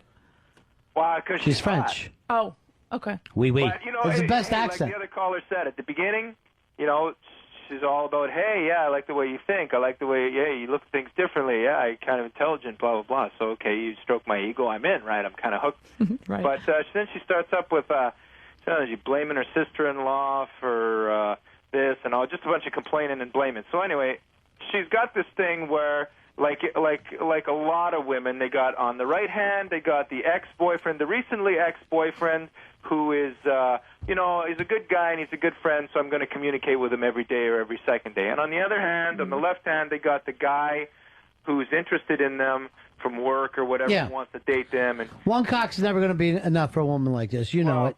You know what you're signing up for. So after 3 days, bitching at her about this guy who's texting her at 7 in the morning and 11 at night and shit like that. And so I said to her, look, I don't like this. And so she ignored me for 3 days. After the end of 3 days, I call her up and I said, I'm being treated this way. I'm done. I'm done with this. And she's like, well, just like that? And I'm like, well, yeah, I'm trying to get a hold of you for 3 days. I feel like I'm being punished here. I don't need that crap. So 3 days after that, I figure, convinced I made a huge mistake, and I call her up. And as I'm talking to her about getting back together, something in my mind is screaming, no, please say no. Please say no to me. Say you don't want to have anything to do with me anymore, please, as I'm asking her. And I don't know what to do. Here's what you need to do. You need to watch a little film. It's called Last Tango in Paris. Then you need to take off all the nails. You need to chew off your nails on your... Dip it in some butter and up her ass, because that's all. This is going to be... Dude, you haven't met a girl you're going to marry. You've met a girl to have a wild affair with. Then when that affair is over, you got to go. So I just got to be all Brando on her. You got to Brando your way out of it. He said exactly what I was going to say. That crap, and then I got to come to New York, and I got to meet up with Deb. Well, maybe you're ready for the good girl after this done. But you set out to have a wild affair, and now you're acting like, well, wait a minute, this chick that, is willing to do all this crazy shit isn't willing to settle down and be nice. She is going to bounce around for a long time, going from affair to affair. It's a great time, but it's just up for a time and then move on. Right. There's people that you want to just be with, and then there's the people you want to share a life with, and they're not always the same. Well, some people are pixie sticks, where it's going to be that one quick rush, but you can't have pixie sticks 3 meals a day. No, not every It is day. not 3 meals a day. So you're agreeing there, huh, PL? What? Oh, God. That's your nickname now. Yeah, no, I agree 100%. When you're with someone, you have to figure out what is it about them that you like, why do you want to be with them, and that doesn't mean you have to stay forever. And just because you're going to miss them when they're gone, that's not a reason to stay. And yet you do miss them, don't you? That's fine. You're like, oh, Jesus Christ, remember that crazy bitch? That means you ended on a high note. You walked out with a crowd cheering, and it doesn't get any better. Wow, crowd cheering, huh? Yeah, well. Well, I had no Sounded idea. exciting. He had a whole group going on there. Yeah, sure. There was already the new guy to take over because she ain't sitting there and thinking about this stuff. She's a fucking loon. She's a goddamn Parisian maniac. Now, Davy Mac, you're shaking your head no. Hey, no, just chicks, they move on so quickly. It's... I just hate that about them. That they What do you want them to do, suffer for you? No, but I mean, guys seem to go through a period of just they're really down, and it's like chicks. Oh, okay, so they go right on. Some women, though, even though, like Deb said, even if they're with someone else in the back of their mind, they're thinking, well, that was a good time. I do miss him. But they're not going to let you know. Definitely not. Dad, would you ever let a guy know that you missed him? No, I won't say never, but in general, you well, I'm not. You're not in You really shouldn't be in contact. Would you with dive? someone. Would you dive on the floor and hold on to his leg and yell, "Please don't leave me"? There could be a circumstance I might, but not That'd be as the a best. matter of course. Seriously, that's the best for everybody. Now, Fez, when you hear stories like this, are you glad you chose celibacy? It makes me, it makes me glad. It seems like a lot of emotion for me to handle. But, you say you don't want to get into a relationship because you're worried that you'll fuck it up, right? Mm-hmm. Then what is the interesting stuff you hear everybody talking about? How things broke up. No, it's how it all fun. went bad. It is. It's exciting. Fun. Like when you have a cheeseburger every day, you know that cheeseburger is going to be gone in 5 minutes, but you still really want to enjoy it, and then you know the next day you'll get another cheeseburger. You need to do other things with your diet than the constant cheeseburgers. Should have went next door. Talking about my heart attack. Mistake. So why don't you try this with Ed? Why don't you try something bad and you go out with Ed? I mean, I could go out with Ed, but I don't want to travel. Go all the way. Make Ed your first. I don't want to make Ed my first. That's what we're talking about in this. Oh, well then no, situation. I don't want to do that. What is it that you want from him? I mean, I would go have dinner with Ed. Give him a quick jack on the way. No, You gotta give him just a meal. something. Why do I have to give him something? It's one date. What is our discussion about here? The passion, right? Right, the passion and crazy sex and stuff. Yeah. Yes. So why are you already turning it down? Are you ready for Big Ed? No, I am. If that's what it means, I am not ready for Big Ed. What if you just jack next to each other? No, that's embarrassing. It's fun. I think that's embarrassing. I don't understand the appeal of that. Thank you, PL.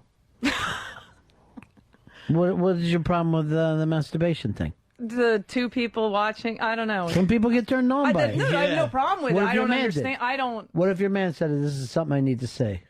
Let me watch. Well, I'm not saying never. I'm just saying I don't understand the attraction Rub of it. those pussy It's lips. not a is what you bad said. thing. Rub those pussy Oh lips. Jesus! It's not a bad thing to do it. It's Pussy just something that I don't see the appeal. I don't like. That's not something that makes me. I'm not interested. People get turned on by all different things. Yeah, no, that's great. And I would do things that didn't turn me on for the guy I was with. What's that? Put one of those little Jewish beanies on your head? No. What? That's awful. Who would What do would that? you do? I don't know. What's the furthest you'd be willing to go? I could not say that. What if Patrice really got turned on by something? Would you be willing to do it for him? No, not for Because I heard Patrice. you guys were seen together again the other night. I did run into Patrice. Running. Were you there, Dave? Hugs were embraced. Mm-hmm. I said hi. Good to see you. What he said? Very friendly. Grab my side. Why don't we ever get together? Why don't you ever call He me? was Eddie, maybe. Oh, I'm joking. The next Unmasked will be this Wednesday with special guest Seth Rogen at Comics Comedy Club, West 14th Street in Manhattan.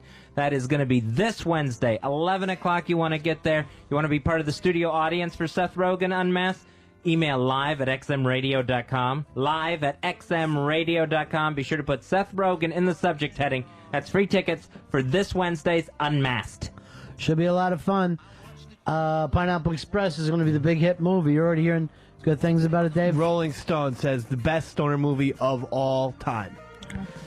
All right, that is it for us. Take care, everybody. That's the end of my show. Donk.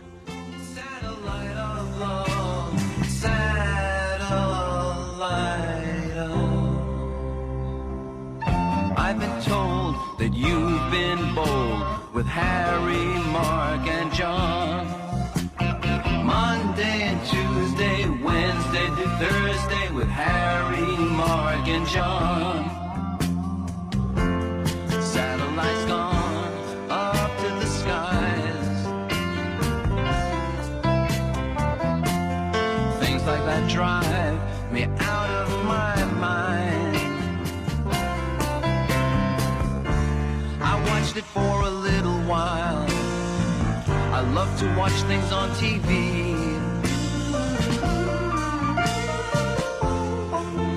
Satellite of love.